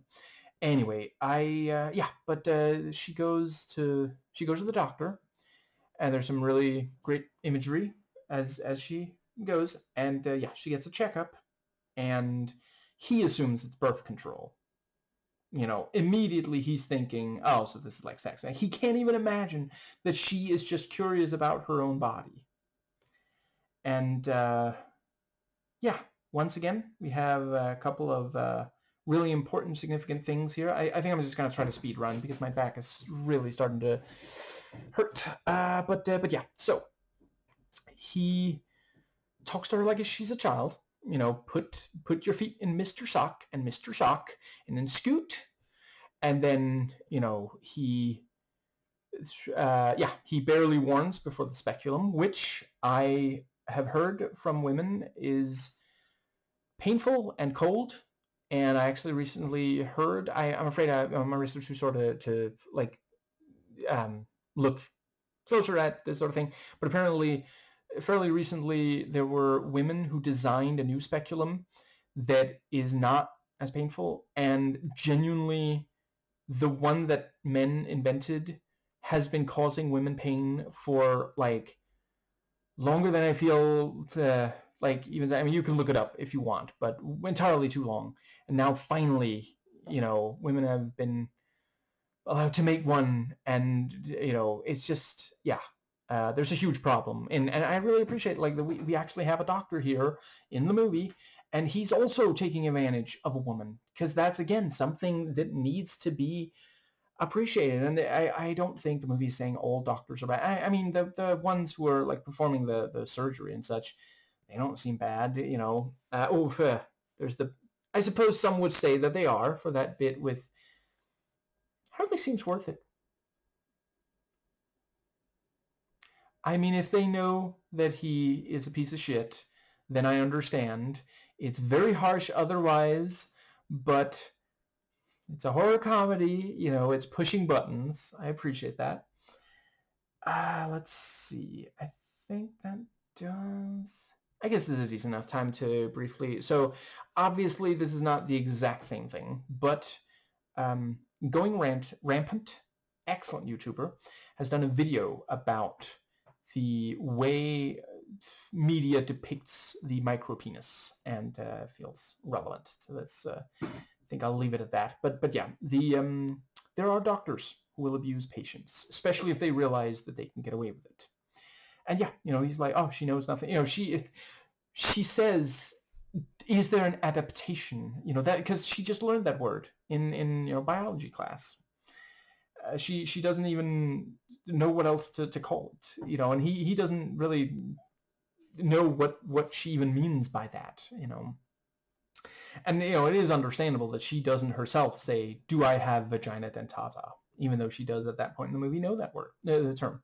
Anyway, that was also great when, so she sneaks into the biology class, and we have the thing about, evolution being taught. I loved later where, did I get that right? Did the guy arguing against evolution, he couldn't even get the words out. He was just like, so the evolutionists say, what evolutionists say is, and then nothing. Like, that's a really, really painfully accurate depiction of people who don't accept what is the word again? Creationist, just like, So because it says it in a book, you're married to the idea that it's so absurd and genuinely harmful, because if you don't accept evolution, some of the people who don't accept that evolution is proven scientific theory, and no, a scientific theory doesn't mean that they don't really know. A scientific theory is not the same as a non-scientific theory. It's closer to, I want to say the word is, No, those aren't the words. I forget what it's called when it's not scientific, but unfortunately, yeah, a scientific theory means that it is something that scientists have proven, and it is something that, is reliable. They can test it. Some of the people who don't accept that evolution is a viable scientific theory are also against vaccines. And right now, America is literally dealing with the reemergence of stuff that had been completely, that was under control because of these fucking anti-vaxxers. Anyway, and then, let's see. Yeah, and the thing about, Dawn being called out for being late to class, and I love, once again, pitch perfect. Like, they, because it could have just been the teacher saying, thanks for showing up, I guess. But no, she specifically says, Dawn, this is about you, and you missed it. That's one of the best lines in the movie. That's the whole, she is missing these things that are for her because of this repression of her sexuality. This is a girl who could, be exploring her sexuality. Once again, I'm pretty sure she's like 16, 17 or something. I believe I've heard that is when it is okay. I appreciate that technically in America right now, the legal age is 18. And even that is like, technically our brains are not fully developed until age 25. Anyway, as long as consent is practiced, from what I understand, in your late teens at least, it is okay to be exploring your sexuality as long as you and your partner do not feel pressured. Anyway, but yeah, so she calls it an adaptation. Back to the doctor, and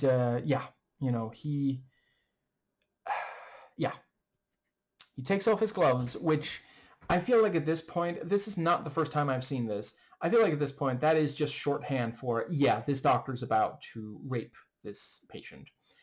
But yeah, and he puts the what's it called again? On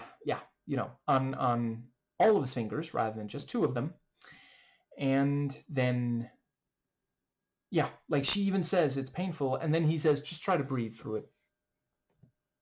Okay, listen, I have heard that is an okay thing to say if a woman is giving birth. That is not an okay thing to say during a medical examination. And he also says the words, "Oh, you're so tight." Like, once again, that's not an okay. Like, if he is noticing that there is tightness, first of all, he should put it more delicately. Second of all, that is a fantastic time for you to stop and withdraw. And because he doesn't, something happens. And this was the part where that I spoke of with the fantastic physical performance. I'm not even 100% sure. They must have practiced this like unreal, and maybe they managed to like hide safety mats or whatever they're called on the floor somehow. How is, because like his hand is still stuck in her, and she's like waving around on the back and forth on top of the thing, and he like ends up on the floor, and the whole, just, I don't know how you did that without risking at least one of them like physically. Oh, maybe they also have like what are they called, safety pads on them? I know stunt padding. But it really, like, it was one of the most effective sequences, and we see 4 fingers on the floor, and that's also, I remember reading, I read about Toby, who didn't get bit by he got bit but not by a spider. I read about the guy who made the bet, and I read about the doctor.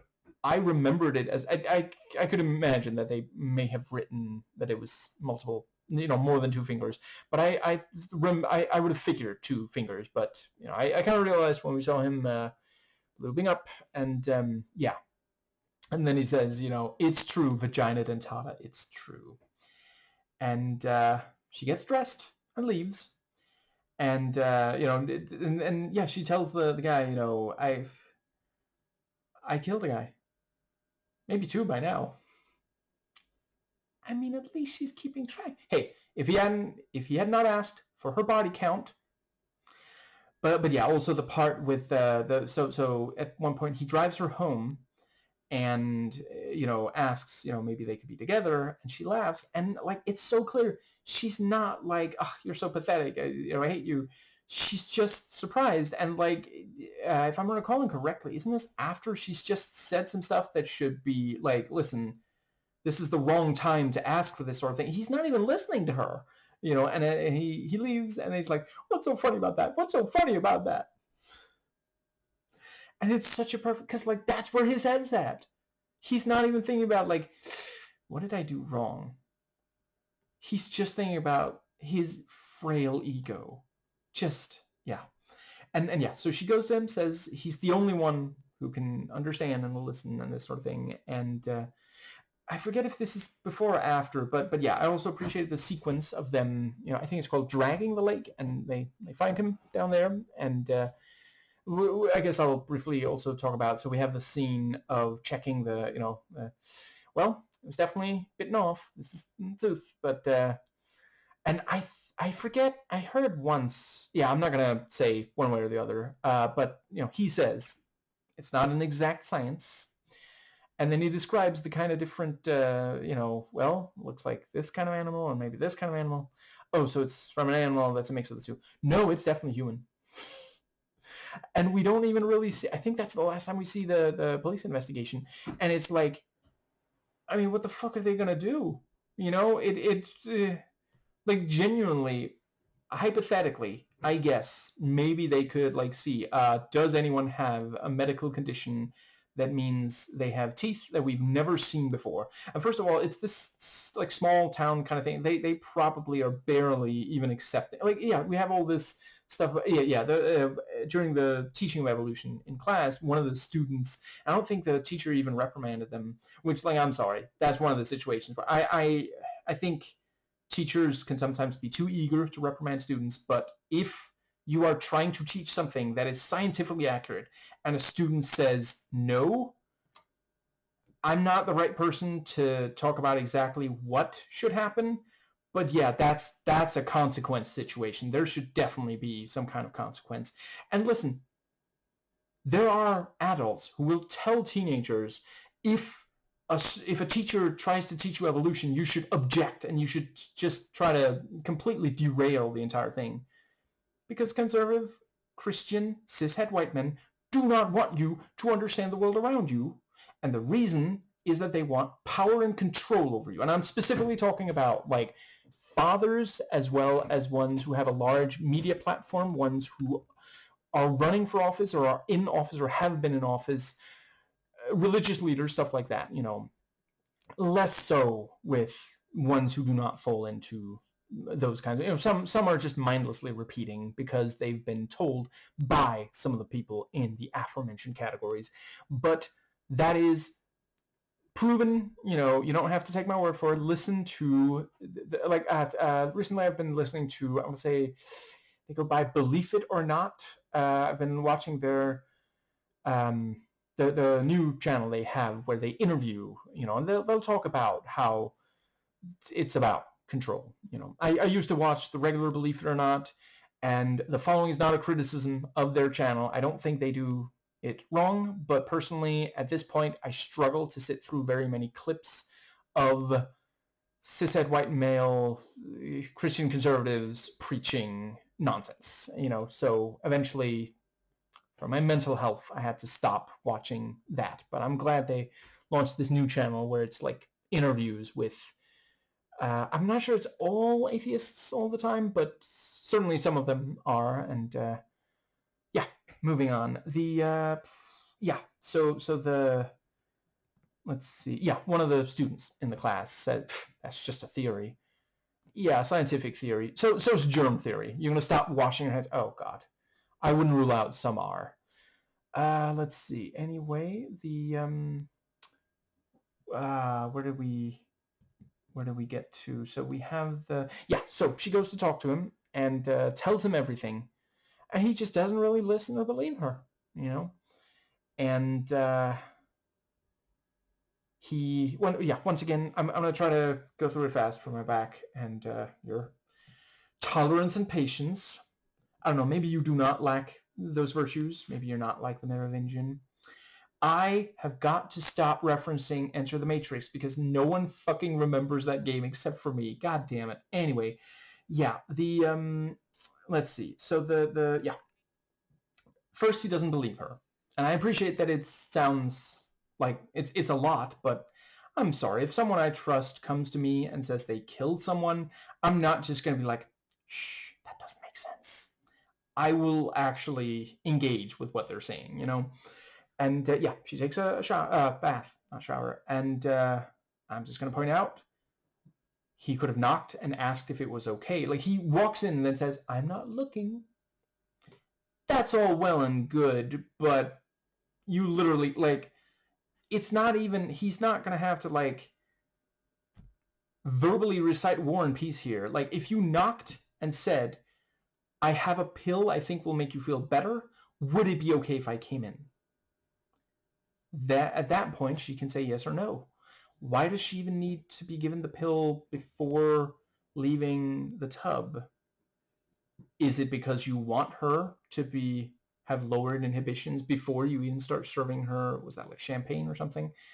I also appreciate good instinct to not go over. It's one of those scenes where I think it would have really fucked with the tone if there had been one of those comical kind of. And I appreciate those are actually realistic. Like that, I've seen it in real life. I don't drink the stuff myself, but I've seen I've been to social events where others were drinking alcohol and I was not. But yeah, the way that the cork will fly off and the liquid will spray out. Given the context, that would make us think of ejaculation, and that would fuck with the tone. But instead, it goes very smoothly by, and he's serving her alcohol, and she's like, I have to get dressed. I have to talk to the police, and genuinely, it is almost impossible for her to make it clearer where her head's at, and he's not even thinking about and then he says, oh, but the pill made you woozy. You want them to take you seriously, don't you? So he knew what he would do. He's not even like, oh shit, did I give you the wrong pill? He knows what he's doing. He's essentially date raping her, and she doesn't even consider it a date. She in no way consents to this, and ultimately, then they start talking about the heroic, and she says, and he I'm not even sure he does accept that it's true. I think he is just humoring her at that point, but she accepts, maybe, and I don't know, I kind of appreciate that is very going against the heteronormative. By the end of this movie, literally everyone who has penetrated her at some point or another has been bitten. And I don't think that's accidental. I mean, we don't, there at the end, it's more than heavily implied. It's just not shown because we don't need to see it. We understand what's happening, what's going to happen right after it cuts to credits, but yeah. And I don't, it's important to note, I don't think it's that it isn't, there is no way for heteronormative sex to ever be good or right. Actually, I don't think it's accidental technically. I mean, it is, ultimately, there is dubious consent at best, but when she bites him, it's because of the bet. She's on top. If she wanted to, she could, count to 3, dismount, but she chooses to, and again, use it on her face. That was a choice, and consensual sex is possible in real life and according to the movie, but be careful who you engage in sex with, and I mean, I think it is saying, you might end up, if you don't know someone well enough, you might end up regretting sex with them, but yeah. So, they talk about, conquering, and then he's like, but I'll conquer it, and under that context, she can agree to it. And she was also, she was just thinking she was afraid of hurting him. And appreciate the shift. It's difficult to make that, to sell that kind of idea in such a short amount of time, because it's not that many minutes later that they're having consensual sex, and then the bite, and I didn't think, well, that came out of nowhere. I was just like, well, fuck this guy, and I'm obviously not saying that I want this kind of thing to happen in real life. I do want there to be consequences, even for attempts. Yeah, I think if you are having thoughts and desires like that, if you're not acting on them and you are making serious active choices to try to avoid ever acting on them, I think at that point that should be, it's if you don't do that, if you aren't trying to stop yourself, and especially if you do act on it, there should definitely be consequences. And now I'm wary of, right now America has a huge over-incarceration problem. Right now I'm not 100% sure where I come down on, should we lock anyone up, and what should be the minimum boundary. I definitely think a lot of the men who are currently okay with rape culture, a lot of them could be reached. I don't think it's women's responsibility. I think it's something we men have to make sure. Yeah, I don't know. I think I understand the idea of taking away at least some of their freedom, especially if they are not rehabilitated. Anyway, moving on. I think that does. Yeah. So the where were we? Yeah. So the next morning, she's actually on top, which is, in some ways a position of power. There are some men who won't even agree to letting the woman be on top, but that also makes it completely clear she is 100% enthusiastically consenting to sex with him. He suggests it with the little toy, but she is the one who, with her on top. Right. I would also briefly note that is actually, it's again this thing of, it's great that he is in favor of foreplay, and for some men, he's using this toy. There are some men who, if they're not using the toy, they're just not going to be able to do a good job. I'm not opposed to toys. I think it's something we should probably just be more comfortable with. It doesn't make you less of a man. Doesn't mean there's something wrong with you, regardless of your gender. It doesn't mean there's something wrong with you that you're using a sex toy. Let's see. Actually, I quite appreciate, I've seen a number of LGBT, not exclusive LGBT, but a number of creators here on YouTube who take, I want to say it's called Balesa, a sponsor. They're not sponsoring me. I'm just, it's great that there are a lot of people who are now so comfortable. Some of them describe how the toys work in great detail. We should all be much more comfortable with, it's one of those things. I mean, it's an ad. If you don't want to see it, just skip it. Let's see. And to be clear, it's creators who make videos for adults. It's not on children's content or something. Then I would be like, okay, this is wrong. Let's see. That means that we are at the but yeah, so he brings out the toy, and that makes her, she does want to, because it was a positive sexual experience. And that, again, it's so important to acknowledge when in this case, late teens girl or a woman, when she has a positive sexual experience, she might want more. There's nothing wrong with that. There's so many people who are like, oh, women hardly ever want. I mean, there are a number of circumstances wherein a woman will want, so many of the men will say, oh, women just never want sex. It's because these men are refusing to do any of the things. Listen, if you say that if you by policy refuse to dance with a woman, no matter how much she wants you to, then you lose all right to ever say the words, oh, women just never want sex. There are a number of women who specifically use that to figure out, is this someone that I want to have sex with? So listen, I don't like dancing. I've only ever done it in private, and only because, my then partner really wanted me to. I don't think I was any good at it.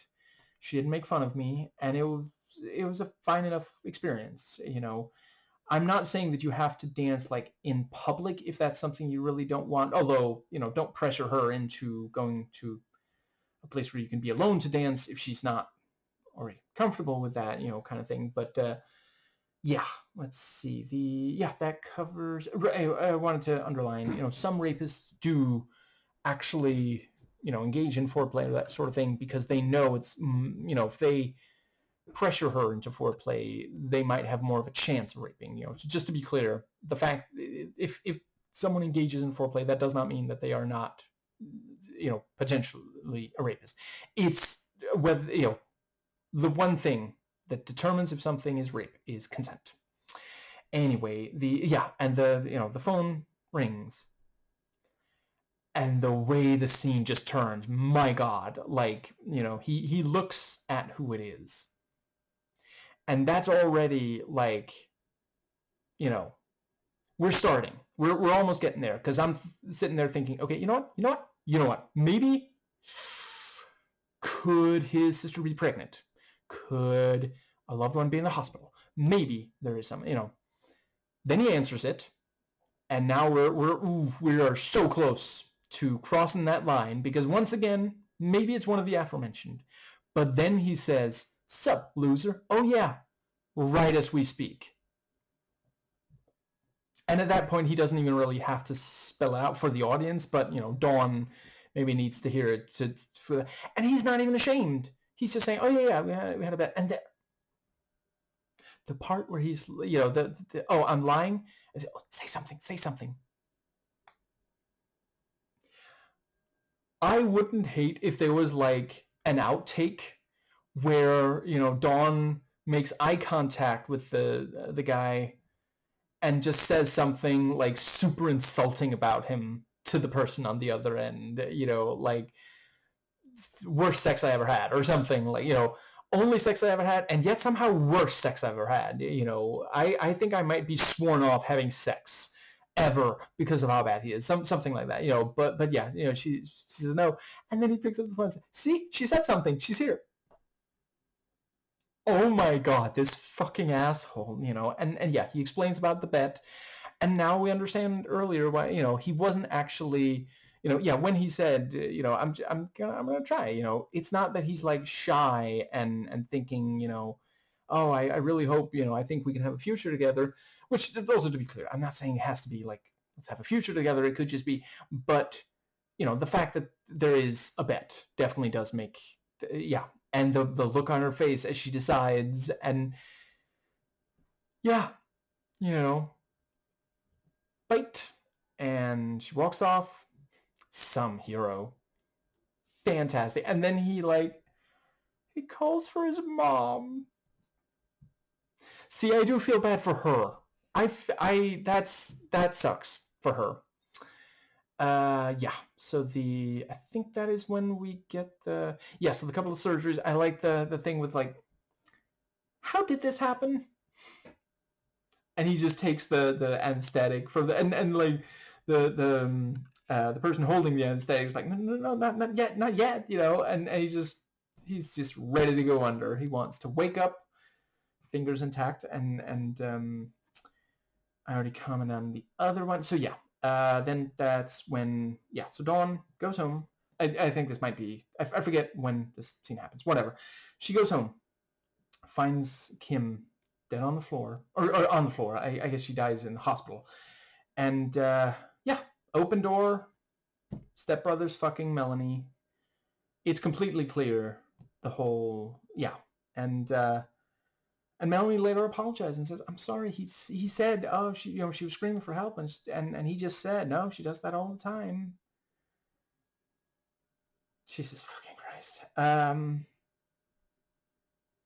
He is one of the worst in a movie of multiple just like horrible men and boys. He might be the worst. I think that is when the dad tries to kick him out and the dog gets unleashed.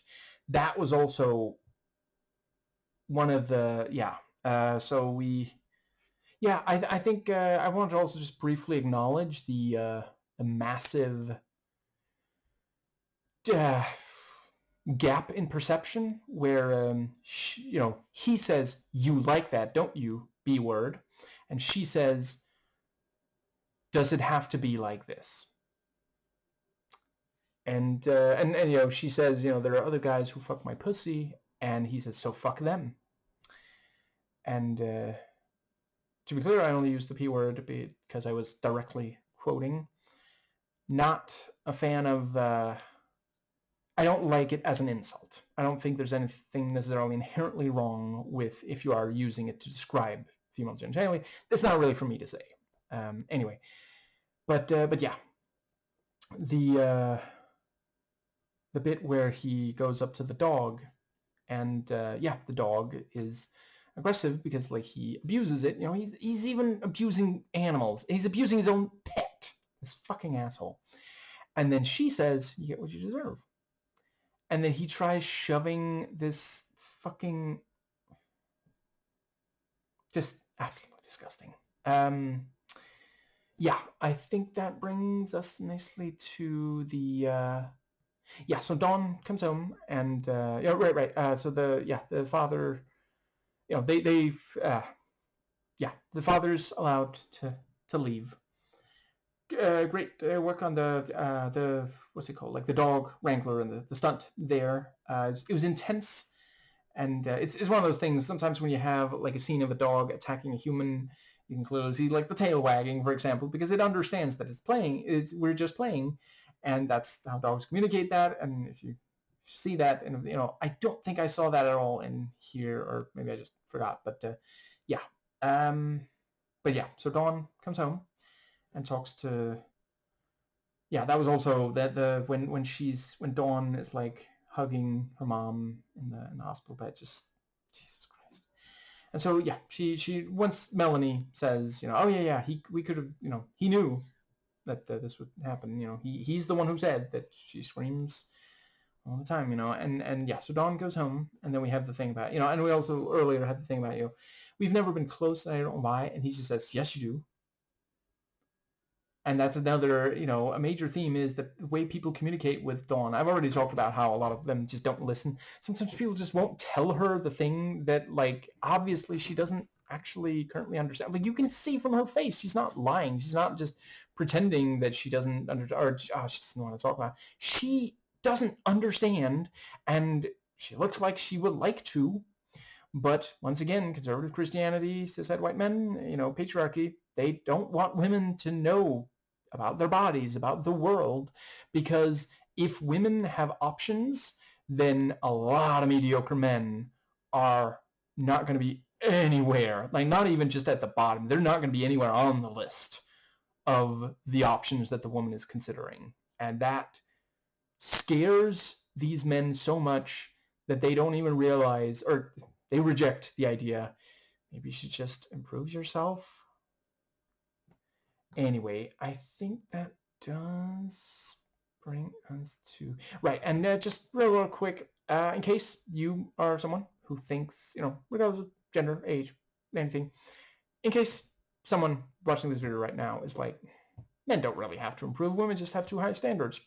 Please keep in mind, and maybe this is news to you, I'm sorry to be the one to break it to you, but there are men and I'm not, this is not an urban legend. There are men who have, like, I don't know if anyone has, like, put their own name to admitting to this, but there are so many posts online where men will say that they think it is gay for a man to wipe after shitting, and as such, they will simply pull their underpants back up, and they will expect their mother or female partner to clean literal shit out of their underwear. And no, sometimes it's not just like skid marks either. There's one post where a man said, oh, you know, she says she doesn't want to be with me anymore because of this. But it's normal, right? That's one of the reasons why I think there are men out there who have room for improvement. And hopefully the capacity, you know, some of it is just making the decision and going out there and making an effort. Anyway, that does bring us to, so yeah, you know, Dawn fully understands what it is the stepbrother wants now. And yeah, you know, she, yeah, the way that she's at this point weaponized her sexuality, which once again, I'm not saying it's exclusively an LGBT, you know, thing, but I understand that that is something that some, yeah, there is some of, there's, part of it is just that they are willing to acknowledge the kinds of, you know, the fact that, you know, it is an actual fact.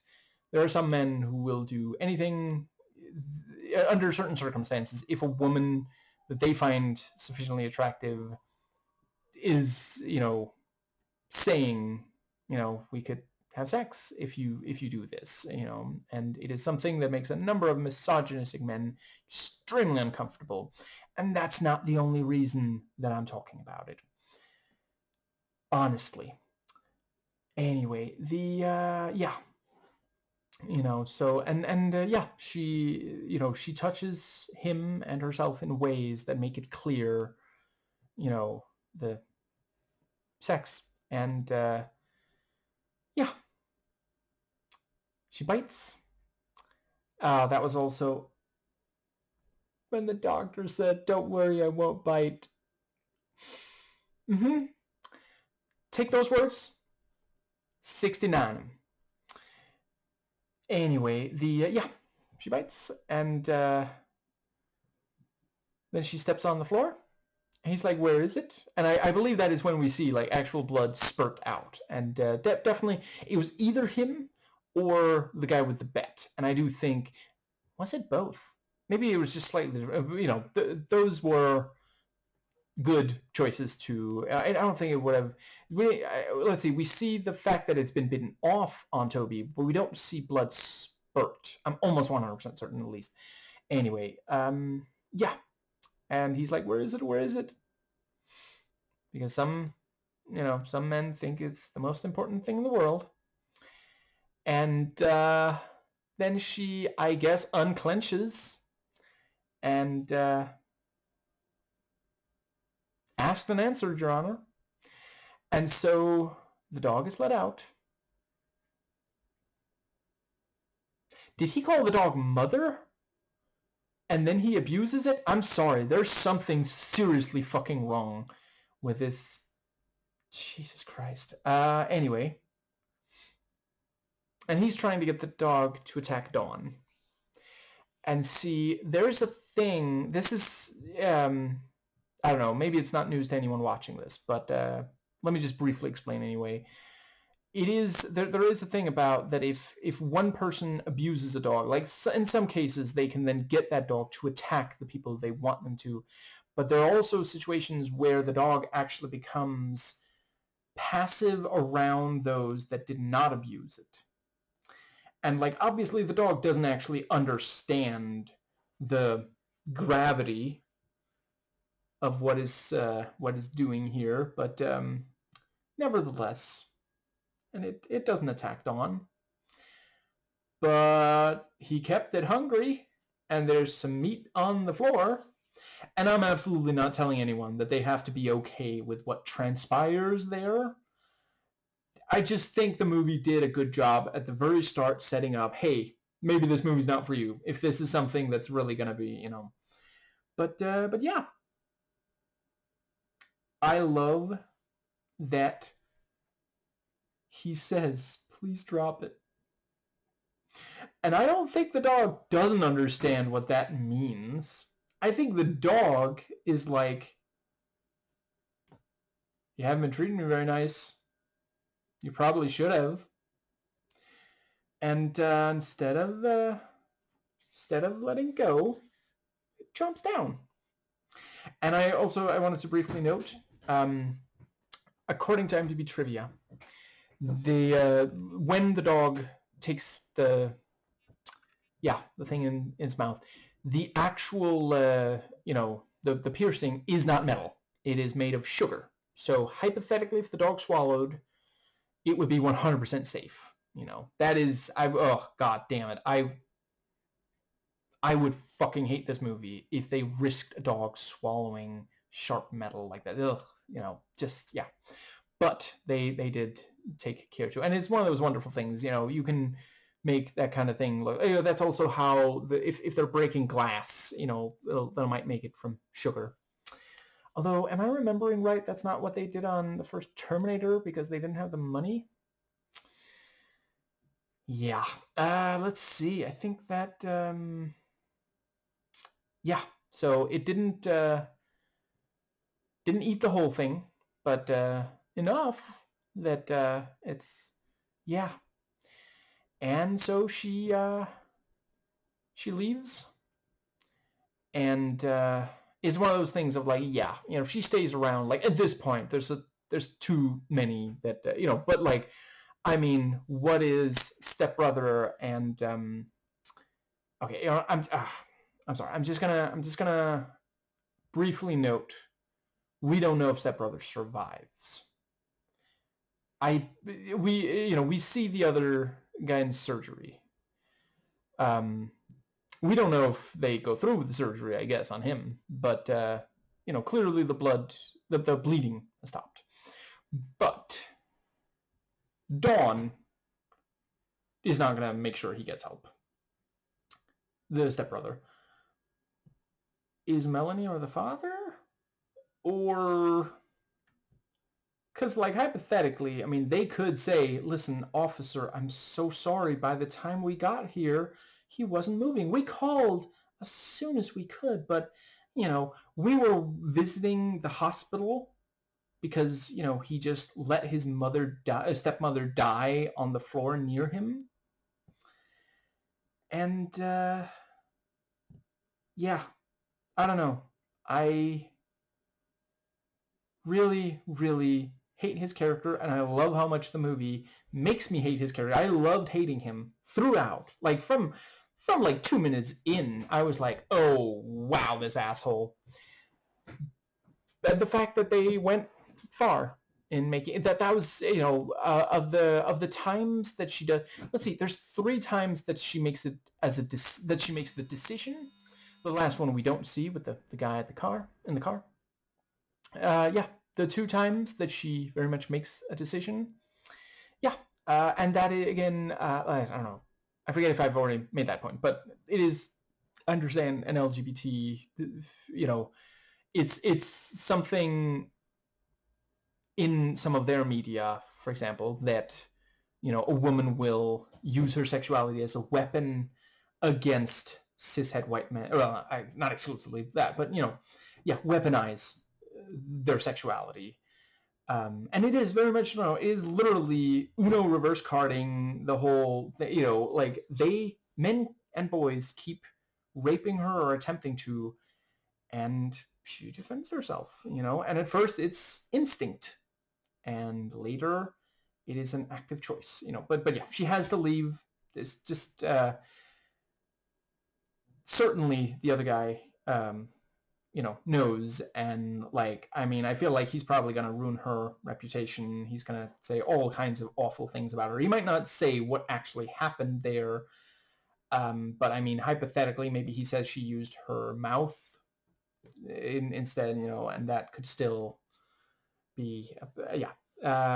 it's well known that a cishet white man with a grudge is a horrible enemy to have. Now, yeah, I think that does cover. I mean, that is, if you need examples, like, I don't know, watch the news. Anyway, let's see. I guess that pretty much brings us to the, yeah, so it is important for her to leave. And ultimately, I mean, I think, stepfather will be okay. I don't know. Yeah, I think that's what, I mean, she doesn't owe him anything. Their relationship was essentially based on the fact that Kim was in the picture and she's not. So, I think that brings us nicely to, yeah, I guess I'll briefly discuss. So hypothetically, let's, I've mentioned a couple of times that you could make a different version of this that, would be more, appealing to some, but still be about vagina dentata. Yeah, maybe that one ends with men determining who the woman is. And I mean, I think it would probably be better if it was, again, like this, not about something bad happening to her and her having to like pay for something or something. But yeah, I don't know. I mean, actually, you know what? I don't think I would hate if they spend the movie trying to figure out, which of these young women has vagina dentata, and then by the end they realize, oh, all of them do.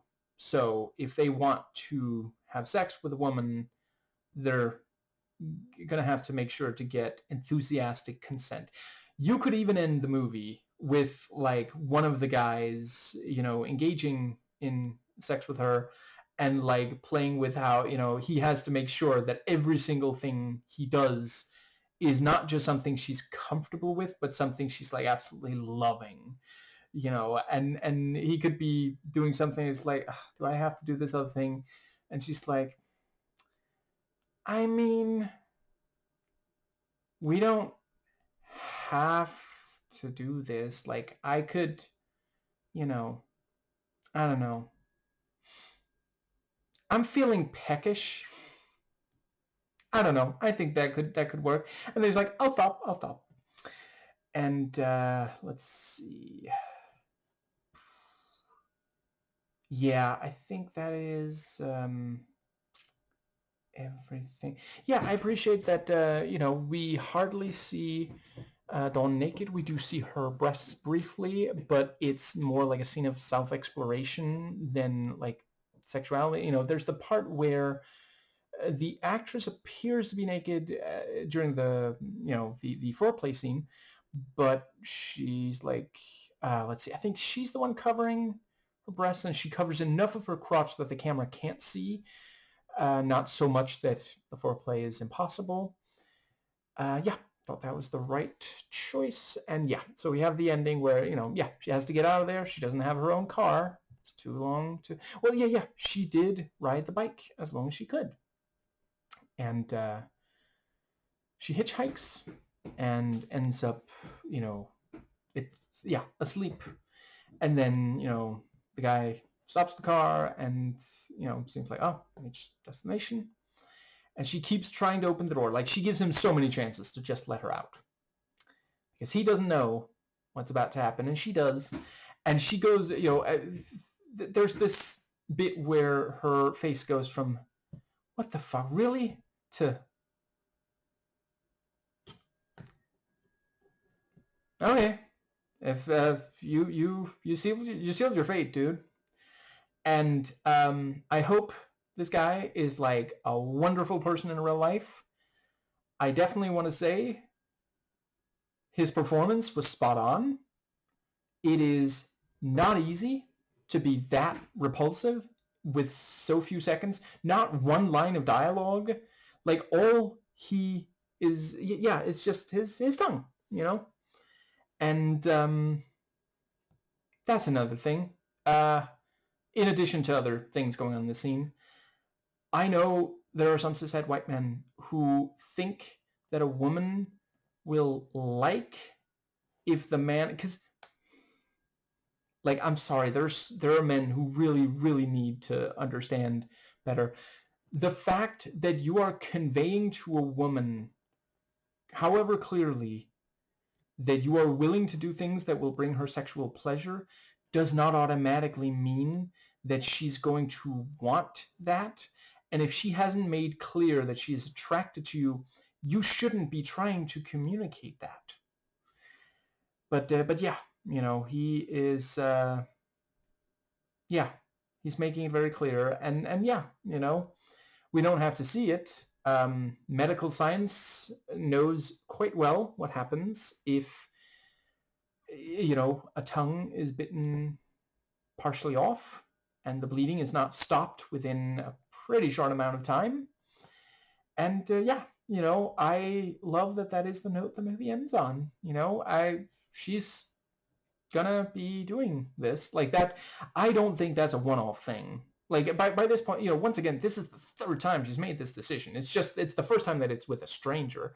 Like, I don't know that it would necessarily be, I mean, would it be worth like a feature length, but maybe a short, maybe a video game?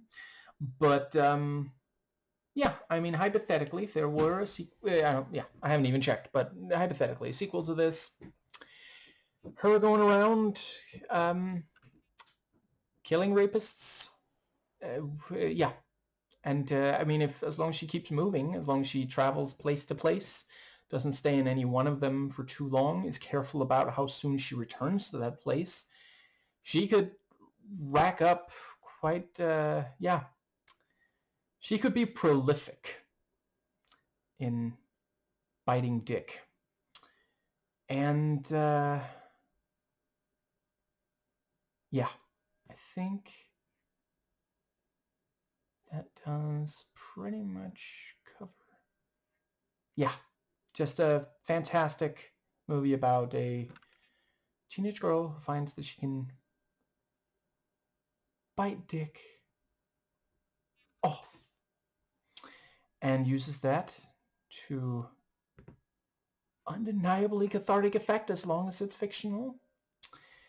That was also, I remember some years back on YouTube, where there were some misogynistic men who would like act like rape and sexual assault are not a big deal. Even sexual harassment, they wouldn't say, don't do that. Like, I know some of them think that sexual assault and rape are just sex, but even sexual harassment, like, it's just no boundary in either direction, really.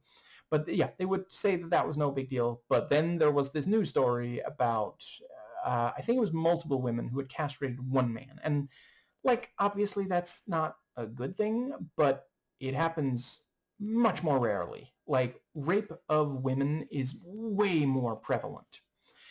And these same misogynistic cishet white male YouTubers lost it. Like, they were so angry, and they were like, these women should not be doing that. As if anyone was like, I don't remember seeing anyone who was like, yeah, you go, girl. Like, there were people who were saying, I wish these women hadn't, but let's not pretend like rape isn't more prevalent. But yeah. And let's see. I think that does. But yeah, that just shows how a lot of misogynists, like, it's bigotry brain rot, that bigots genuinely cannot empathize with those they are bigoted towards, whether individuals or groups. Anyway, I think that does bring us nicely to the, yeah, so I know I already commented a little bit on the, yeah, there was that bit with the,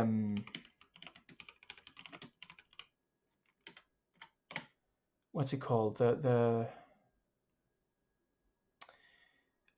Yeah, so yeah, we had the bit where asshole stepbrother is, he's annoyed that he was just called out for abusing his dog, and he responds by shoving the dog treat into the mouth of Melanie, which you know, I don't think doesn't have sexual undertones, like rapey undertones rather. And yeah, just he's so utterly repugnant. Just yeah. And I don't know. I mean, it's the kind of thing where, like, even if it was consensual, which in most cases, in many cases, that sort of thing is not going to, listen, if it's something you find appealing in one way or another, that's, you know, I'm not here to yuck your yum. But yeah, like, if it was consensual, then, you know, I don't know. It's, I mean, hypothetically, well, yeah, he likes about it that it is not consensual. Clearly, we can see that on his face, his body language, you know. But yeah, I mean, getting consent for that sort of thing. I mean, yeah, if he would still like doing similar, if the woman consented to it, maybe he should look up Laura Loomer.